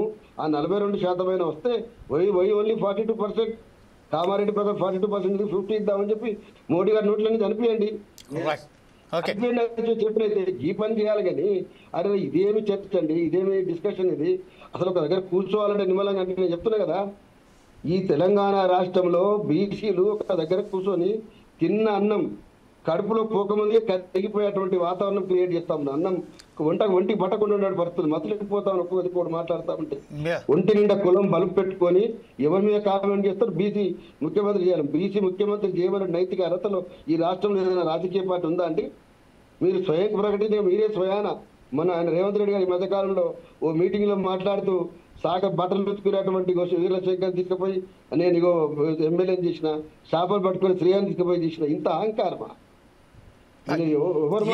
ఎవరు మాట్లాడే కులాంకారం తక్కువ ఉన్నదా? ఆయన ఎవరైనా రామచంద్రరావు గారు మొన్న గెలిచిండు, మొన్న వచ్చి అధ్యక్షుడు అయిండో లేడో, ఏకపక్షంగా ఎవడైనా కానీ రిజర్వేషన్ల గురించి బీజేపీ నిందిస్తే ఊరుకోం, బరాబర్ నిందిస్తాం, బరాబర్ నిలబెడతాం, చౌరస్తాలో నిలబెడతాం. మిమ్మల్ని కూడా అవసరమైతే తెలంగాణ రాష్ట్రంలో మీరు కేంద్ర ప్రభుత్వాన్ని నచ్చజెప్పి ఈ రిజర్వేషన్స్ ఎండార్ చేయించి బిల్లు తీసుకురావడం, లేకపోతే ఈ రాష్ట్రంలో ఏకాకి అయ్యేటువంటి ఒకే ఒక్క రాజకీయ పార్టీ భారతీయ జనతా పార్టీ. అది గుర్తుపెట్టుకోండి. ఓకే, ఇదే విషయంపై ఒకసారి శ్రీనివాస్ గారి దగ్గరికి వెళ్దాం. శ్రీనివాస్ గౌడ్ గారు, ప్రస్తుతం ఏదైతే చెరుకు సుధాకర్ గారు అన్నారు, డాక్టర్ చెరుకు సుధాకర్ గారు చాలా క్లియర్ గా అన్నారు, 52% రావాల్సిన బీసీలకు సంబంధించింది ఈ రోజు కేవలం 42% వచ్చింది. అందుకు కానీ బీజేపీ పూర్తి సహకరించి దానికి 52% రావాలని మోడీ గారిని కోరాలని కోరారు. ఈ విషయంపై ఈ రోజు 42% వచ్చినందుకే ఇంత రగడ చేస్తున్నారు. 52% అమలు అవుతుందా కాదా అని తెలియదు. కానీ ప్రస్తుతం ఏదైతే 9th షెడ్యూల్ను పక్కన పెట్టి ఈరోజు రాజ్యాంగ సవరణ చేయవలసిన బాధ్యత భారతీయ జనతా పార్టీకి ఉన్నది, కేంద్రంలో ఉన్నది. కాబట్టి దానికి సంబంధించి మీరేమంటారండి లాస్ట్కు and the conclude of the debate? ఇప్పుడు సుధాకర్ అన్న 100% కరెక్ట్ మాట్లాడిండు. రెండో విషయం వచ్చే వరకల్లా ఇక్కడ నిన్న కిషన్ రెడ్డి గారు మాట్లాడుతున్నారు, ఇప్పుడు ఈడబ్ల్యూఎస్ రిజర్వేషన్లు ఉన్నాయి. ఒక రిజర్వేషన్లు ఒక సామాజిక వర్గానికి రిజర్వేషన్ పెట్టాలంటే దానికి ఒక పారామీటర్ ఉంటుంది. వాళ్ళ జనాభా ఎంత, అందులో వాళ్ళు సామాజికంగా వెనుకబడిన వర్గం ఎంత, వాళ్ళ ప్రాతినిధ్యం ఎంత ఉంది, దాన్ని తేల్చడం కోసం ఒక కమిషన్ వేయాలి, ఆ కులాల లెక్కలు తీయాలి, ఆ తర్వాత దాన్ని సైంటిఫిక్ మెథడ్ తోటి పార్లమెంట్ లో పెట్టి ఆ రిజర్వేషన్ పెట్టాలి. కానీ ఈడబ్ల్యూఎస్ రిజర్వేషన్ విషయంకి వచ్చే వరకల్లా ఒక కమిషన్ లేదు, వాళ్ళ జనాభా లెక్కలు లేవు. కానీ రాత్రికి రాత్రే ఈడబ్ల్యూఎస్ రిజర్వేషన్ తీసుకొచ్చి 103వ రాజ్యాంగ సవరణ చేసి ఇలా అగ్రవర్ణాలకు 10% రిజర్వేషన్ కల్పించారు. ఇప్పుడు అగ్రవర్ణాలకు కల్పించగలేంది జనాభా దామాస్ ప్రకారం బీసీలకు కల్పిస్తే తప్పేంది? ఇలా వాస్తవంగా మేము 60% ఉంటాం. ఆ తెలంగాణ రాష్ట్రంలో కులగణంలో కూడా ఇంకా 3-4% తగ్గించి చూపించారు మాది. కానీ 60% జనాభా తెలంగాణ ఉంటది. 60% జనాభా 60% రిజర్వేషన్ రావాలి. కానీ ఇలా మేము 60% అడుగుతలేము. సరే, ఆ కామారెడ్డి డిక్లరేషన్ లో వాళ్ళ నోటికి వచ్చింది, దానికి ఒక క్రైటీరియా లేదు 42% అనేది. వాళ్ళ నోటికి వచ్చింది కాబట్టి 42% అంటున్నారు. కాబట్టి 42% క్రైటీరియా కాదు, అన్ని వర్గాలకు ప్రపోర్షనటీ రిజర్వేషన్ ఇచ్చినప్పుడు బీసీలకు ఎందుకు ఇవ్వరు? కాబట్టి ఇప్పుడు మేము బీజేపీకి ఇచ్చే సలహా ఏంటంటే, ఇవాళ మీరు బీసీ ముఖ్యమంత్రి అన్నారు. బీసీ ముఖ్యమంత్రి అన్నప్పుడు ఇవాళ ప్రో లీడర్ గా బీసీగా పెట్టాలి కదా. రాజా సింగ్ గారు ఉన్నారు, నిజంగా కట్టర్ హిందూ, బీసీ బిడ్డ, లోధి సామాజిక వర్గానికి సంబంధించిన ఆయన, 4 సార్లు శాసనసభ్యుడు అయిండు. ఆయనని ప్రో లీడర్ గా పెట్టాలి కదా, ఆయన బెటర్ ఇద్దరి. ఆ తర్వాత మొన్న పార్టీ అధ్యక్షుడు ఒక బ్రాహ్మణ సామాజిక వర్గాన్ని 1% ఉన్న వాళ్ళని పెడితే, ఓ ఈటల రాజేందర్ గారు, బండి సంజయ్ గారు, లేకపోతే మొదటి నుంచి పార్టీలో ఉన్నటువంటి మా తల్లోజు ఆచారన్న గారు, ఎవరన్నా బండి సంజయ్ అన్నను ఎవరినో పెట్టవలసి ఉంటుంది, అది బెటర్ అవుతుంది. అదేవిధంగా ఉపరాష్ట్రపతి, ఇప్పుడు రాజీనామా చేసినటువంటి ఉపరాష్ట్రపతి ధన్కర్ గారు కూడా ఒక బీసీ సామాజిక వర్గానికి సంబంధించిన ఆయన పొమ్మనకుండా పొగబెడుతుంది. నిన్న మొన్న దాకా గవర్నర్ గా దత్తాత్రేయ గారు ఉండే, ఆయనను తీసేస్తారు గవర్నర్ పదవి నుండి. మళ్ళీ నేను బీసీ ముఖ్యమంత్రిని చేస్తా అంటే బీసీలు నమ్మాలి కదా, విశ్వాసం వ్యక్తం చేయాలి కదా. మీ తెలంగాణలో బీజేపీ నిజంగా బీసీ ముఖ్యమంత్రి చేసి నిజంగా బీజేపీ అధికారం రావాలంటే ఇది గోల్డెన్ ఛాన్స్. 42% రిజర్వేషన్లు ఆమోదిస్తే ఇలా బీసీలే ఆటోమేటిక్ గా ఉంటారు. ఇప్పుడు బీసీలు నేను చెప్తున్నాం, బీసీలను కట్టర్ హిందువులం, నేను చెప్తున్నా మేము కూడా హిందువులం. కానీ అగ్రకుల హిందువులకు ఒక న్యాయం, బీసీ హిందువులకు ఇంకొక న్యాయం జరుగుతున్నది. బీసీ హిందువుల మీదనే వివక్షత చూపిస్తున్నారు, ఇది మంచి పద్ధతి కాదు. కాబట్టి ఇక్కడ నేను పార్టీల వారిగా కాకుండా కేంద్ర రాష్ట్ర ప్రభుత్వాలుగా ఒక రాజ్యాంగం స్పిరిట్ తోటి ఇలా చట్టబద్ధంగా ఆలోచించాలంటున్న తప్ప ఒకరి మీద ఒకరు నిందలేసుకుని ఒకరి మీద ఒకరిని తిట్టుకొని అంతిమంగా బీసీ రిజర్వేషన్ను ఆటకెక్కించి ఆ రిజర్వేషన్ అమలు చేయకపోతే బీసీలు సర్పంచులు గారు, ఎంపీటీసీలు గారు, జెడ్పీటీసీలు గారు, ఎంపీపీలు గారు, జిల్లా పరిషత్ చైర్మన్లు గారు, కార్పొరేటర్ గారు, కౌన్సిలర్ గారు. కాబట్టి ఈ దశ లోపట ఇవాళ స్థానిక సంస్థల్లో బీసీలకు ఇవాళ స్వయం పాలన రావాలంటే రిజర్వేషన్లు ఒకటే పరిష్కార మార్గం. కాబట్టి ఈ రిజర్వేషన్లు కిషన్ రెడ్డి గారు మరి తెలిసి మాట్లాడుతురా తెలుగుగా మాట్లాడుతురా నాకు అర్థమైతలేదు. ఈడబ్ల్యూఎస్ రిజర్వేషన్లు ఉన్నాయి, అందులో కూడా ముస్లిం రిజర్వేషన్లు ఉన్నాయి ఓపెన్ గా ఈడబ్ల్యూఎస్. ఆ తర్వాత దేశవ్యాప్తంగా 236 ముస్లిం కులాలు ఓబీసీ జాబితాలు ఉన్నాయి. ఇప్పుడు 27% రిజర్వేషన్లో ముస్లింలు కూడా ఓబీసీ జాబితాలో ఉన్నారు. కాబట్టి ఇంట్లో ఎలుకలు ఉన్నాయని ఇల్లు తగలబెట్టుకోలేం కదా. నేను ఇంతకుముందు చెప్పినట్టు మీకు ఇష్టం ఉంటే ఉన్ని, ఇష్టం లేకపోతే మీ పని మీరు చేయదు. మేము ఎందుకు చెప్పాలి? మేమైనా వాళ్ళని ఎందుకు తీసేస్తామని మేమైనా ఉద్యమం చేసేది ఉందా? భారతీయ జనతా పార్టీని నిందించేది ఉందా? కాబట్టి ఈ కాంగ్రెస్ ఏం చేసింది అనేది కాకుండా వాళ్ళ చేతిలో ఏముందో అది చేసిర్రు. వాళ్ళ చేతిలో బిల్లు ఉంటే బిల్లు చేసిర్రు, కులగన ఉంటే కులగన చేసిర్రు. కాబట్టి వాళ్ళు చేసిన దాన్ని కేంద్ర ప్రభుత్వం గతంలో పివి నరసింహారావు గారు ఎట్లయితే చేసిరో అట్లా చేస్తే బీసీల మన్ననలు పొందుతారు. బీసీలు ఆటోమేటిక్ గా అరే మా గురించి, మా జీవితాల గురించి బీజేపీ ఆలోచించింది కాబట్టి మీ బీజేపీకి సపోర్ట్గా ఉండాలని ఆలోచిస్తారు. ఇది మంచి ఛాన్స్ బీజేపీకి ఈ రాష్ట్రంలో ఎదగడానికి మంచి ఛాన్స్. ఒక్క ఉదాహరణ చెప్తా. మొన్న హర్యానాలో అక్కడ బీజేపీ ప్రభుత్వం ఓడిపోయే పరిస్థితి ఉంది. 2 సార్లు అధికారంలో ఉంది, ఓడిపోయే పరిస్థితికి వచ్చింది. కానీ గౌరవ ప్రధాని నరేంద్ర మోదీ గారు బీసీనే ముఖ్యమంత్రి చేస్తా అని చెప్పి హర్యానాలో ప్రకటించాడు. అక్కడ 2 సార్లు ఉండి ప్రభుత్వ వ్యతిరేకత ఉన్నప్పటికీ కూడా బీసీని ముఖ్యమంత్రిని చేస్తున్నారు కాబట్టి మా బీసీల పాలన రాబోతుందని చెప్పి హర్యానాలో బీజేపీ ప్రభుత్వాన్ని ముచ్చటగా 3వ సారి గెలిపించారు. కాబట్టి ఇక్కడ కూడా మీరు ఇవాళ మతం ఆధారంగానో ఇంకో ఆధారంగానో రావాలంటే ఈ తెలంగాణలో సామాజిక చైతన్యం, విప్లవ చైతన్యం ఎక్కువ. కాబట్టి ఈ బీసీల 42% రిజర్వేషన్లు కనుక మీరు ఆమోద ముద్ర వేసి బీసీల పక్షాన మేము నిలబడతాం, బీసీలకు మేము అండగా ఉంటాం, ఇగో మేము ఈ రిజర్వేషన్లు ఇస్తాం, రేపు సీఎంను చేస్తాం, రేపు ఈ జనాభా దామస్ ప్రకారం మీకు ప్రాతినిధ్యం ఇస్తుంటే బీసీలు నమ్ముతారు. ఎందుకంటే 1%, 2% తోటే ప్రభుత్వాలు తారుమారైతాయి, పెద్దగా 50%, 60% కాదు. కాబట్టి బీసీలు 60% ఉన్నప్పుడు ఈ రాజకీయాలను శాసించే పరిస్థితి బీసీలకు ఉంది. కాబట్టి దీనికి ఇప్పటికైనా గమనించి గౌరవ ప్రధానమంత్రి దీని మీద ఆలోచన చేయాలి. కిషన్ రెడ్డి అన్న, బండి సంజయ్ అన్న బీసీల పక్షాన నిలబడాలి. నిలబడితేనే రేపు భవిష్యత్తు ఉంటుంది. లేకపోతే బీసీలలో రేపు ఎట్లా ఉద్యమం వస్తుందో, ఏ విధంగా రోడ్ల మీదకి వస్తారో, గతంలో మండల కమిషన్ ఉద్యమం జరిగినప్పుడు ఏం జరిగిందో మరో మహామండల ఉద్యమం మీ దగ్గరికి వస్తున్నాను రాజనేత గారు, దాని పర్యవసానాలు తీవ్రంగా ఉంటాయి. రాజనేత గారి దగ్గరికి వెళ్దాం. రాజనేత గారి దగ్గరికి తర్వాత మనం హనుమంతు దగ్గరికి లాస్ట్ కు సంబంధించిన ఒక కంక్లూడ్ చేద్దాం. ప్రస్తుతం ఏదైతే ఉన్నదో మన మిత్రులైనటువంటి శ్రీనివాస్ గౌడ్ గారు చాలా క్లియర్ గా చెప్పారు, నేను కట్టర్ హిందుత్వవాదిని అని చెప్పారు. అది గమనించారో లేదో అదొక చెప్పారు. దాని తర్వాత ఈ రోజు బీసీల కనుక తెలంగాణ రాష్ట్రంలో ఏ సంబంధించిన ఆచార్య గారు కానివ్వండి, లేకుంటే బండి సంజయ్ గారిని, లేకుంటే రాజాసింగ్ గారిని, వీరిని చేస్తే బాగుంటుండే. కాకపోతే ఈ అగ్రవర్ణాలకు సంబంధించిన రామచంద్రరావు గారిని చెప్పారు. దీని ద్వారా వాళ్ళ దృష్టి ఎటువైపు వెళ్తుందో చెప్పారు. ఇంకొక విషయం ఏమన్నారంటే ఖచ్చితంగా రాజ్యాధికారం సాధించాలంటే బీజేపీ ఈ రోజు ఈ 42% బీసీ రిజర్వేషన్లకు సంబంధించింది వారు అమలు చేస్తే, వారిని సమర్థిస్తే బాగుంటుంది, భవిష్యత్తులో బీజేపీ తెలంగాణలో రావచ్చు అని చెప్పారు. ఈ విషయంపై మీరేదో చెప్పబోతున్నారు, దాన్ని తోడు ఇది కూడా చెప్పండి సార్. అంటే వచ్చిన రాజ్యాధికారం సాధించిన తర్వాత మీరు ముస్లింలను ఎలాగైనా చేసుకోండి, మాకు అభ్యంతరం లేదని కూడా చెప్పారు. అంటే ఆ సారాంశం అదే, దాని గురించి చెప్పండి సార్ ప్లీజ్. నేనేమంటున్నానంటే ఇప్పుడు జాజుల సీనన్న ఉద్యమకారుడు, బీసీ సామాజిక వర్గం కోసం, హక్కుల కోసం ఎన్నో సంవత్సరాల నుంచి పోరాటం చేస్తున్నాడు. అన్నకు ఒకవేళ ఎమ్మెల్సీనో డైరెక్ట్ గా గవర్నర్ కోటాలను చేసి మంత్రిగా చేస్తే మేము కూడా సంతోషపడతాం, అందరికన్నా ముందు మేము సంతోషపడతాం. అయితే నేను ఈ సందర్భంగా ఏం చెప్తున్నానంటే భారతీయ జనతా పార్టీ చాలా స్పష్టంగా చెప్పింది. మా కేంద్ర మంత్రి వర్యులు కిషన్ రెడ్డి గారు కానీ, రాష్ట్ర అధ్యక్షులు రామచంద్రరావు గారు కానీ చాలా క్లియర్ గా చెప్పారు, మేము 42% రిజర్వేషన్లకు పూర్తిగా మద్దతునిస్తున్నాము, కానీ అవి ఖచ్చితంగా అమలు చేసేటువంటి బాధ్యత కాంగ్రెస్ పార్టీదని పదే సందర్భాల్లో చెప్తున్నాం. మేము ఎప్పుడు కూడా వ్యతిరేకం అని ఎక్కడ కూడా చెప్పలేదండి, ఫర్ యువర్ కైండ్ ఇన్ఫర్మేషన్. రెండోది, ఈరోజు భారతీయ జనతా పార్టీ చెప్పేదే చేస్తుంది, చెప్పని కూడా చేస్తుంది అనే దానికి కొన్ని ఉదాహరణలు చెప్తారు సార్. ఒక్క నిమిషం శ్రీనివాస్ గారు, నిన్న కిషన్ రెడ్డి గారు చెప్పిన ప్రకారము 42% రిజర్వేషన్ తో బీసీలకే నష్టం అని చెప్పారు చాలా క్లియర్ గా. అలాగే 42% రిజర్వేషన్ పై బీజేపీ కుట్ర, ముస్లింలకు 10% చెప్పండి. నేనేమంటున్నా అంటే భారతీయ జనతా పార్టీ బీసీలకు ఏ రకంగా హక్కును చేర్చుకున్నది, ఏ రకంగా బీసీల కోసం పాటు పడుతున్నది, వాళ్ళని అభివృద్ధి రంగంలోకి తేవాలనే దానికి కొన్ని ఉదాహరణలు చెప్తా.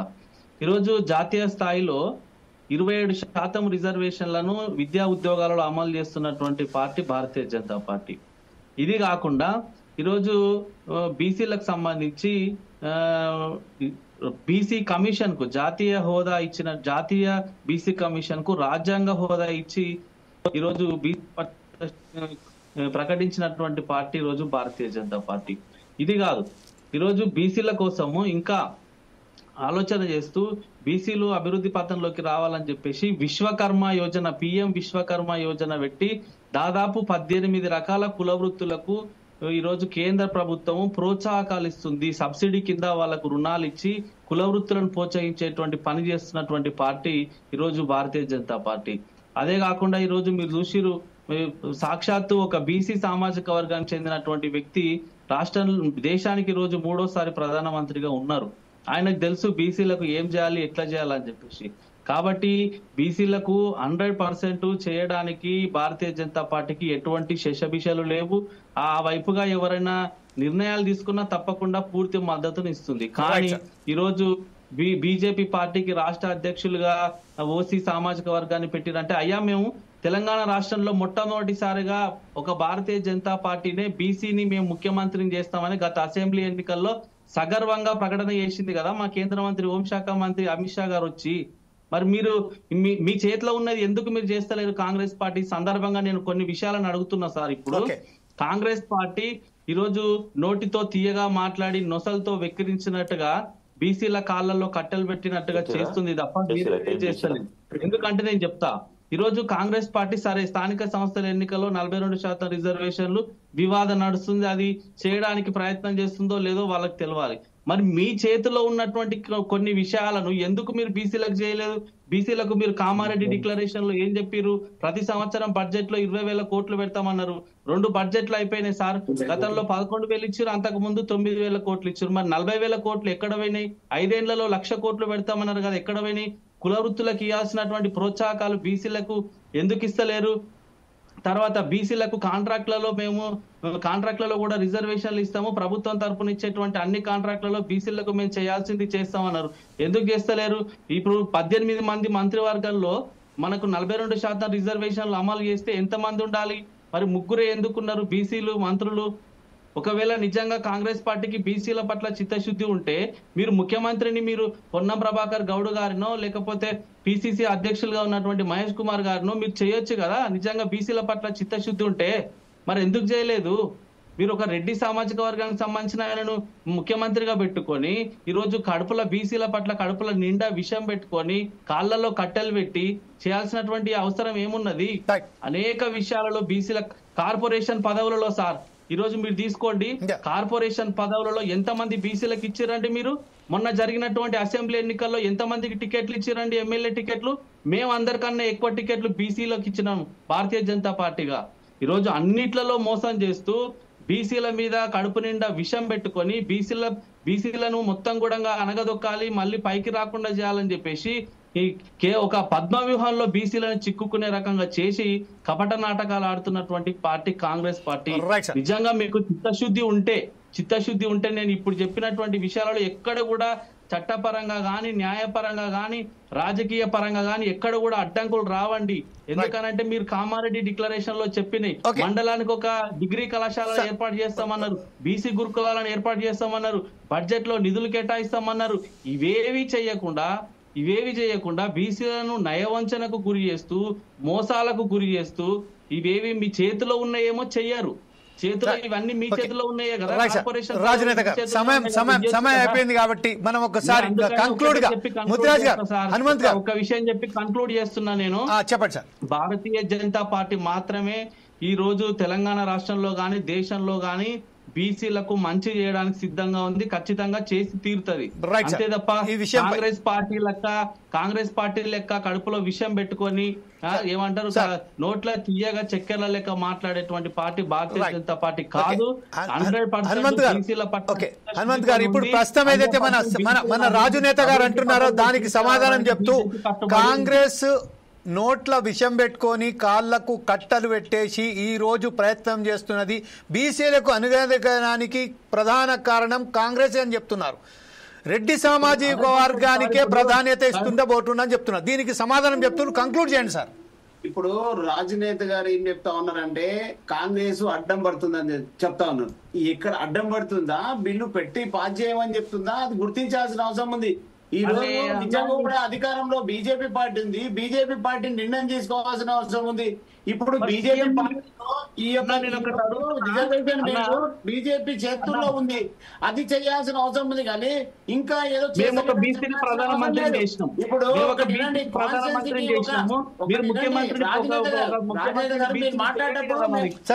రాజనేత గారు సరే, అతను ఏదైతే మీరు మాట్లాడేటప్పుడు అతను సమాధానం ఇస్తున్నారు మాత్రం కాదు సార్. అట్లా అంటే సార్ అట్లా అంటే ఒక్క నిమిషం సార్, ఒకటే నిమిషం. రాజు గారు, హనుమంత్ గారు, ఒకే ఒక నిమిషం. ఈ రోజు కరెక్టే, బీజేపీ చచ్చింది సరే, ప్రధానమంత్రిని బీసీని చేసింది, అలాగే ఎస్టీని కూడా ఏం చేశారు, దేశకు సంబంధించిన ప్రెసిడెంట్ చేసిందని ఒప్పుకుందాం. కాకపోతే దానికి ఎంతవరకు ఇప్పుడు ఈ తెలంగాణ విషయానికి వస్తే బీసీలకు సంబంధించిన 42% అమల్లో ఎందుకు జాప్యం చేస్తుంది, అడ్డంకులు ఎందుకు కల్పిస్తుంది? రాజు గారు చెప్పండి సార్. ముదిరాజు గారు, ఇప్పుడు ఏదైతే బీజేపీ మాత్రమే అడ్డుపడుతుందని స్పష్టంగా తెలుస్తా ఉన్నది, దాన్ని అడ్డుగడ్డ వేయకుండా ముందు బిల్ పాస్ చేయండి. ఎంత చేస్తారా ఏం చేస్తారా అనేది తర్వాత. ఈ రోజు ఇంకొకటి, ఇప్పుడు 50% రిజర్వేషన్ పరిమితి అనేది ఏదైతే పెట్టినప్పుడు ఒక్కొక్క కులాన్ని బట్టి రిజర్వేషన్ ఇస్తున్నప్పుడు బీసీలు 52% ఉన్నప్పుడు 52% రిజర్వేషన్ ఇవ్వాలి కదా. ఈ యొక్క సీలింగ్ విధానం 50% తీసేసి ఏ కులం ఎంత ఉంటే అంత రిజర్వేషన్ ఇవ్వండి. బీసీలకు, ఎస్సీలకు, ఎస్టీలకు, మైనార్టీలకు అట్లా ఇవ్వండి. అప్పుడు ప్రాబ్లం పోతుంది కదా. ఏదైనా సరే కేంద్ర ప్రభుత్వం అనుకుంటే ఏ చట్టాన్నైనా మార్చగల శక్తి మరి కేంద్ర ప్రభుత్వం దగ్గర ఉంది. ఈ రోజు అది చేయాల్సింది పోయి మళ్ళీ బీజేపీ ఇప్పుడు ఏదైతే రేవంత్ రెడ్డి గారు అన్నారో, ఏది కన్వర్టెడ్ బీసీ అని ఏదైతే ప్రధానమంత్రి గారు అన్నారో, ఇటువంటివి చేయకపోతే ఏమంటారంటే నిజమే అనేటువంటి ఆలోచన తప్పకుండా వస్తుంది. మరి అది చేయకుండా చూడాల్సిన బాధ్యత ఉంది. ఇప్పుడు ఏదైతే మోడీ గారు గుర్తించాలి, ఇప్పుడు 3% ఉన్నటువంటి ఓసీలకు ఈబీసీ పేరుతోటి 10% రిజర్వేషన్ కల్పించారు. ఈ రోజు ఏమనిపిస్తుంది అంటే మరి నిజంగానే వాళ్ళకు న్యాయం చేయాలి, వాళ్ళకు ఉన్నదానికంటే ఎక్కువ రిజర్వేషన్ ఇవ్వాలని ఏ విధంగా ఇచ్చారు, ఇది కూడా అడగాల్సిన అవసరం ఉంది కదా. ఈ రోజు 52% ఉంటే 42% కనీసం రాహుల్ గాంధీ గారు చెప్పారు, ఒక అడుగైతే ముందుకు వచ్చింది, దాన్ని అయితే స్వాగతించాలి కదా బీజేపీ. ఇప్పుడు బీజేపీ వాళ్ళు, రాష్ట్ర బీజేపీ వాళ్ళు ఏం చేయాలంటే ఈ రోజు కేంద్ర ప్రభుత్వానికి, బీజేపీ ప్రభుత్వానికి మీరు ఒకటి ఇవ్వాలి, ఒక లెటర్ ఇవ్వాలి, లేకపోతే ఒక అల్టిమేట్ ఇవ్వాలి. మా రాష్ట్రంలో బీజేపీ మొత్తం కనుమరుగైతే ఈ రోజు మీ రిజర్వేషన్ ఏదైతే 42% ఇచ్చిందో దాన్ని ఇవ్వండి, కావలిస్తే 52% ఇవ్వండి. అప్పుడు బీజేపీకి నిజంగా కూడా అందరు సంతోషం వ్యక్తం చేస్తారు. మరి ఈ రోజైతే ముఖ్యమంత్రి రేవంత్ రెడ్డి గారు తీసుకున్నటువంటి నిర్ణయాన్ని స్వాగతించకుండా ఇంకా ఇక్కడ ఆర్డినెన్స్ తీసుకొస్తే కూడా దాన్ని కూడా మళ్ళీ కేంద్ర ప్రభుత్వానికి అక్కడ పంపించేసి మళ్ళీ ఇంకా డిలే చేస్తా ఉన్నారు. అంటే నిజంగా కూడా ఆర్డినెన్స్ పాస్ చేసి ఈ రోజు మరి ఎంబడే నోటిఫికేషన్ వస్తుంది, ఎన్నికల నోటిఫికేషన్. ఇప్పుడు స్థానిక సంస్థల్లో ప్రస్తుతం వస్తుంది, ఇంకా చట్టసభలలో రిజర్వేషన్ లేదు, ఎమ్మెల్యేలో కానీ, ఎంపీలలో కానీ, ఎమ్మెల్సీలో కానీ రిజర్వేషన్ లేదు. ఇక స్థానిక సంస్థలు కనీసం ఇప్పుడు ఇస్తే వచ్చే ఎన్నికల కంటే ముందే మళ్ళీ పోరాటం చేస్తే అప్పుడు కనీసం చట్టసభలో కూడా రిజర్వేషన్ వచ్చే అవకాశం ఉంది. అంటే ఇన్ని సంవత్సరాల నుంచి చట్టసభలో బీసీలకు రిజర్వేషన్ లేదంటే, ఇంత అన్యాయం గురవుతుంటే ఇంకా రాజనేత ఏ విధంగా మాట్లాడుతున్నారు? అసలు మీరు బీసీలను పూర్తిగా సర్వనాశనం చేయడానికి ఒక కంకణం కట్టుకున్నారు ఏదైతే అగ్రకుల వారు. ఈ రోజు రేవంత్ రెడ్డి గారు అగ్రకులం అయినప్పటికీ కూడా 42% రిజర్వేషన్ నేను చేస్తా అని గంట చెప్తుంటే మనస్ఫూర్తిగా చెప్పాల్సిన అవసరం ఉంది. ఇప్పుడు కాన్స్టిట్యున్సీకి ఒకటి ఒక మంచి ఇంటిగ్రేటెడ్ స్కూల్ ఈ రోజు శాంక్షన్ చేసిండు. ఒక్కొక్క ఇంటిగ్రేషన్ స్కూల్ కు 200 కోట్లు. ఇప్పుడు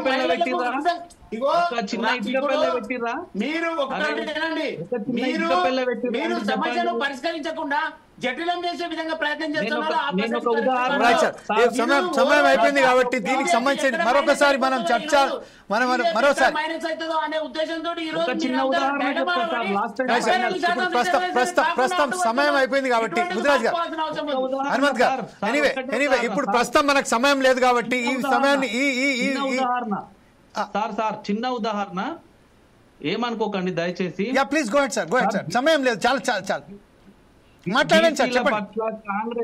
బీసీల పట్ల కాంగ్రెస్ పార్టీ యొక్క వైఖరిని నేను ఎందుకు తప్పు పట్టినానంటే వీళ్ళకు ఏమంటారు, నోట్ల తీయగా మాట్లాడతాడు, కడుపుల కత్తెరలు పెట్టుకొని తిరుగుతారు అని నేను ఎందుకన్నా అంటే, ఈరోజు ఇందాక చెరుకు సుధాకర్ గారు మాట్లాడుతూ ఒక విషయాన్ని చెప్పారు. ఎవరైనా కులాల పట్ల హీనంగా మాట్లాడితే, లేకపోతే ఇబ్బంది పెట్టేటట్టు మాట్లాడితే అది మంచి పద్ధతి కాదు చదువుకున్న వాళ్ళని ఒకటి అని అన్నగారు గుర్తు చేశారు.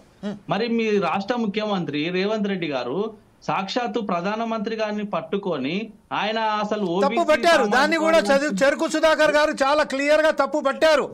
అది ఎప్పుడైతే అతను ఆ విషయంలో చాలా తప్పు పట్టారు అని చెప్పేసి మాట్లాడడం ఎంతవరకు సమంజసం అండి? అంటే దీన్ని బట్టి అర్థం చేసుకోండి, రేవంత్ రెడ్డి గారు అన్నారు ఏం చేయాలి ప్రధానమంత్రి గారు, కాదు నేను బీసీ వర్గం లేకపోతే నేను ఇక్కడ నుంచి వచ్చిన చెప్పాలి, ఏమైనా తప్పేముంది? సుధాకర్ చెరుకు సుధాకర్ గారు లాస్ట్ కంక్లూడ్ ఎట్లా చేస్తారు సార్ ఈ డిబేట్ ను? ఎంత చెప్పినప్పటికీ మనం ఒక షేర్ ఏంటంటే 42 రిజర్వేషన్ పట్ల కాంగ్రెస్ పార్టీ ఒక్క విషయం సార్, కాంగ్రెస్ పార్టీ ఇన్నేళ్లలో ఒక్కరినన్నా ముఖ్యమంత్రిని చేసిందా అండి కాంగ్రెస్ పార్టీ ఉమ్మడి ఆంధ్రప్రదేశ్ రాష్ట్రం? అరే చేశారండి ప్రధానమంత్రి. రైట్ రాజు డాక్టర్ నిమిషము మీ అందరు కూడా ముఖ్యంగా మా హనుమంతున్నాడు, మిగతా వాళ్ళు ఉన్నారు. మేమంటే సరే సీనియర్లు అందరినీ మొదటి నుంచి జాదుల శ్రీనివాస్ మేము ఉన్నప్పటికి కూడా మీరు వివిధ రాజకీయ పార్టీలో ఉన్నారు, మీరు అట్లా కొనసాగాలి. గంటరాములు మిగతా వాళ్ళు టీఆర్ఎస్ నుంచి, మీరు బీజేపీ నుంచి రాజు, హనుమంతు కాంగ్రెస్ నుంచి ఉన్నారు కదా. మన ఎగ్జిస్టెన్స్ కోసం క్షేత్రస్థాయిలో పనిచేసి మీరు ఎమ్మెల్యేలు కావాలని ఆశిస్తున్నా. టీవీలలో మనం పార్టీలు డిఫెండ్ చేయడానికి అంత గొప్పగా ఏమి లేవు మన పార్టీలు. ఇవన్నీ ముసలి డొక్కులు అయిపోయి పాత ఆలోచనలు ఉన్నాయి తప్ప, కంపు కొడుతున్నాయి తప్ప ఏమీ లేదు. మీరు దయచేసి ఎవరిని డిఫెండ్ చేసే ప్రయత్నం చేయకండి. ఎందుకంటే రేవంత్ రెడ్డి ఢిల్లీకి పోయి కన్వర్టెడ్ బీసీ అనడం అనేది దారుణమైనటువంటి విషయము. కిషన్ రెడ్డి ఈ రాహుల్ గాంధీని పట్టుకొని ఆయన ఏ కులమో చెప్పమనడం ఇంకా దారుణమైన విషయం. ఒకరొకరు మాట్లాడుకోవాలంటే ఏమైనా అంగిలాగా ఉండొద్దు ఎవరిదన్నా కానీ ఈ దేశంలో చాలా మంది నాయకులు అనుకుంటూ దయచేసి దాన్ని వదిలేసేసి మనం ఎట్లా కార్యశీలమై ఏం చేయగలుగుతాము, ఏం కొట్లాడగలుగుతాం అనే విషయం మీద ఒక కన్సెన్సస్ వర్క్ చేద్దాము. ఫైనల్ గా నా అప్పీల్ ఏమిటంటే, కాంగ్రెస్ పార్టీ ఇప్పటిదాకా చేసిందంతా కూడా గత చరిత్రలో 44 సీట్లు 45 సీట్లు రెడ్లకి ఇచ్చి 8 మంది 7 మందికి వెలమలకిచ్చి ఈబీసీ వస్తా ఉంటే ఢిల్లీలో ఒక్కనాడు కూడా నోరు మెదపక చిదంబరంకి ఆ టాస్క్ చెప్పి చూస్తున్నటువంటి వాతావరణం నుంచి పెద్ద డిఫెన్స్ మనకి ఏమొద్దు. కానీ ఇప్పటిదాకా చేసిన ప్రయత్నంలో సరే సిన్సియర్గానే చేసిందని అనుకుందాం. ఇంకేమంటానంటే ఇంతటితోటి పరిష్కారం కాలేదు. నిజంగా మాట్లాడుకోవాలంటే ఇప్పుడు రాష్ట్రంలో ఉన్నటువంటి ప్రతి పార్టీ ఇంక్లూడింగ్ బీజేపీలో ఉన్నటువంటి బీసీలతో సహా నెత్తి మీద కత్తి పెట్టినట్టుగా బీజేపీ తోటి తెలంగాణలో ఒక ప్రభుత్వము డెడికేటెడ్ కమిషన్ వేసి రిపోర్ట్ ఇచ్చిన తర్వాత, ఆర్డినెన్స్ తెచ్చిన తర్వాత ఇప్పుడు మీరు ఈ బాధ్యత నుంచి సానుకూలంగా స్పందించకుండా రేపు రాబోయేటువంటి మేము ఇంకా శాస్త్రీయంగా చెప్తాం. ఏం శాస్త్రీయంగా చెప్తారండి? ఇంకా ఇంతకంటే కమిషన్లో అందులో ఉన్నదాన్ని నువ్వు ఆ 42% ఆ శాస్త్రీయము. ఆ శాస్త్రీయానికి మళ్ళీ శాస్త్రీయం ఏంటి? ఎందుకు పొద్దుబోని ముచ్చట్లు ఎందుకండి? నేనేమన్నా 44% 42% మన కర్మ కొద్ది అన్నందుకు ఏదో బతలాడుతున్నాం చేసుకుంటున్నాం. ఎందుకంటే నిజంగానే ఈ రాష్ట్ర వ్యాప్తంగా BC leadership beyond the parties వచ్చి రోడ్డు ఎక్కితే ఎవరు అడగాల్సిన అవసరం లేదు. ఆ గుజరాత్లు తెచ్చుకుని రిజర్వేషన్లు బడితే పట్టుకొని తెచ్చుకొని రావచ్చు మన అందరం. అందుకోసం మీ అందరినీ విజ్ఞప్తి చేస్తున్నా, క్షేత్రస్థాయిలో మనం ఏం కొట్లాడతామన్న దాన్ని బట్టి ఉంటుంది. భారతీయ జనతా పార్టీకి నా రిక్వెస్ట్, మీకు మీ పార్టీ మీద ఏ రకమైనటువంటి ముద్రలు ఉన్నప్పటికీ కూడా వ్యూహం రీత్యా మీరు బీసీలకు చాలా సందర్భాల్లో కాంగ్రెస్ కంటే మిగతా పార్టీల కంటే అంటే అంటే మంచిగా కూడా కానీ పిల్లలు చూసి పెద్ద పీట వేస్తారు అన్నట్టుగా ఊరికే పెద్ద కులాలకు వేసి చెడ్డ పేరు తెచ్చుకున్నటువంటి పార్టీలకు ఒక సువర్ణ అవకాశం ఏంటంటే ఈ సందర్భంలో సిన్సియర్గా పనిచేయండి. భారతీయ జనతా పార్టీ ఆచరణలో వాళ్ళకంటే మేమే బీసీలకు ఎక్కువ సీట్లు ఇస్తాం అనే సువర్ణ అవకాశం వచ్చింది. మా ఆచార్య గారు కానీ, రాజు కానీ, బీసీలు బండి సంజయ్ కానీ, లేకపోతే అరవింద్ కానీ వాళ్ళు ఏ రకంగా ఎన్ని సందర్భాలు ఏది మాట్లాడి సందర్భంగా వారు రిక్వెస్ట్ చేస్తున్నా, దయచేసి పార్టీ లైన్లో కూడా కొట్టుకపోకుండ్రి. పోయి రహస్య మంతనాలు చేయండి. మీరు ఎవరితోటి చేస్తారో నాగ్పూర్ పోయి ఆడ చిత్పవన్ బ్రాహ్మణులతోటి గడవ పట్టుకొని బతలాడుకొని పని చేసుకుని ఈ పనులు చేయండి. కానీ ఈడ కూర్చొని రేవంత్ రెడ్డి ఇట్లా అన్నాడు, రాహుల్ గాంధీ కులమైంది, ఇది ఎందుకు ఇప్పుడు సమయమా? ఇది బీఆర్ఎస్ దోషి ఆయన లేదు ఎవడు అందరూ దోషులే మాట్లాడుకోదలుచుకుంటే ఇప్పుడు దోషుల సమస్య కాదు. ఇది టైం మనం ఏ సమయోపాయంతో జాగ్రత్తగా మాట్లాడుకొని నోరు అదుపులో పెట్టుకొని ఇది సందర్భమా అండి. ఇప్పుడు హనుమంత్ గారిని రిక్వెస్ట్ చేస్తున్నా, ఇది సందర్భమా ఇప్పుడు ప్రూవ్ చేసుకుంటాడా? ఇక రేవంత్ రెడ్డి అన్నాడని చెప్పేసి ప్రధానమంత్రి వచ్చి నేను కన్వర్టెడ్ కాదు అడాప్టెడ్ బీసీ అని చెప్తాడా? ఇది సందర్భమా? ఇది మనం అట్లా దయచేసి సందర్భం అన్న మాటనండి నా మాట వినండి. నేను నెగటివ్ చెప్తున్నా, ఇది సందర్భం కాదు. మన నాయకుడు కేసీఆర్ అన్నా, కేటీఆర్ అన్నా, రేవంత్ రెడ్డి అన్నా, కిషన్ రెడ్డి అన్న ఏ సందర్భంలో ఏమన్నారో దృష్టిలో పెట్టుకొని మనం బ్యాలెన్స్ గా మాట్లాడాలి తప్ప మనం ఆ చర్చలకు పోవద్దు. పోతే మనకున్న క్రెడిబిలిటీ, నీకున్న ఆర్టీసీ ఉద్యమ చరిత్ర, నువ్వు ముదిరాజుగా ఇవాళ క్షేత్రస్థాయిలో పనిచేస్తుంది అనుకున్నటువంటి చరిత్ర, మనకున్నటువంటి అనేకమైన గౌరవప్రదమైనటువంటి గుడ్డలు ఏవైతుంటాయో అవి ఎవడో ఉడబెక్తాడు. అందుకోసం పొరపాటున కూడా మనము చెత్త టాపిక్లకు పోవద్దు. నేను ఓపెన్ చెప్తున్నాను మీ అందరికి, ఎవరికైనా కానీ. ఎందుకంటే ఏ పార్టీలు ఏడుంటాయో ఏమైతే మనకు తెలియదు, కానీ మనం మాత్రం చచ్చిపోయే నాటికి కూడా బీసీ ఐడెంటిటీ తోటి చచ్చిపోతాం. ఎవరు మనకు లాస్ట్ కు జెండర్ వేసి బాపనుడు అని చెప్పి పూజ ఎవరు చేయడు. రాసి పెట్టుకోండి ఇది. అందుకోసం చచ్చిపోయేదాకా ఇక్కడ ఉండడం అందరం కూడా గుర్తుపెట్టుకోండి. మనం బీసీల కోసం కొట్లాడిన నిజాయితీ పేరు ఒక్కటి సంపాదించుకుంటే నీ జన్మ బతుకునేందుకు ఎవరిదైనా ధన్యమే తప్ప ఇంకేమి కాదని చెప్తూ దయచేసి భవిష్యత్తులో కూడా ఏ టీవీ డిబేట్లకు వచ్చినా మా పార్టీ తప్పు చేస్తే పార్టీ తప్పు చేసింది ఈ విషయం ఇట్లా చేయవలసి లేకుండా సున్నితంగానే చెప్పండి. కానీ పనికిరాని ఇబ్బంది డిఫరెన్స్ అయినట్టు అది నా రిక్వెస్ట్. మా హక్కు మా సాధన, మేము రాజ్యాధికారం సాధించే వరకు ఏకంగా ఉంటామని చెప్పుకుంటూనే పోదాం, తర్వాత సాధించే తీరుదామని చెప్పుకుంటూ ఈరోజు మన చర్చలో పాల్గొన్నందుకు డాక్టర్ చెరుకు సుధాకర్ గారికి, అలాగే హనుమంతు ముదిరాజు గారికి, జాజుల శ్రీనివాసరావు గారికి, ఎనుగంటి రాజు నేత గారికి ప్రత్యేక ధన్యవాదాలు చెప్తూ రేపు మరొకసారి మీ ముందుకు వస్తాం. అప్పటిదాకా చూస్తూనే ఉండండి ఫోర్ సైడ్స్ టీవీ.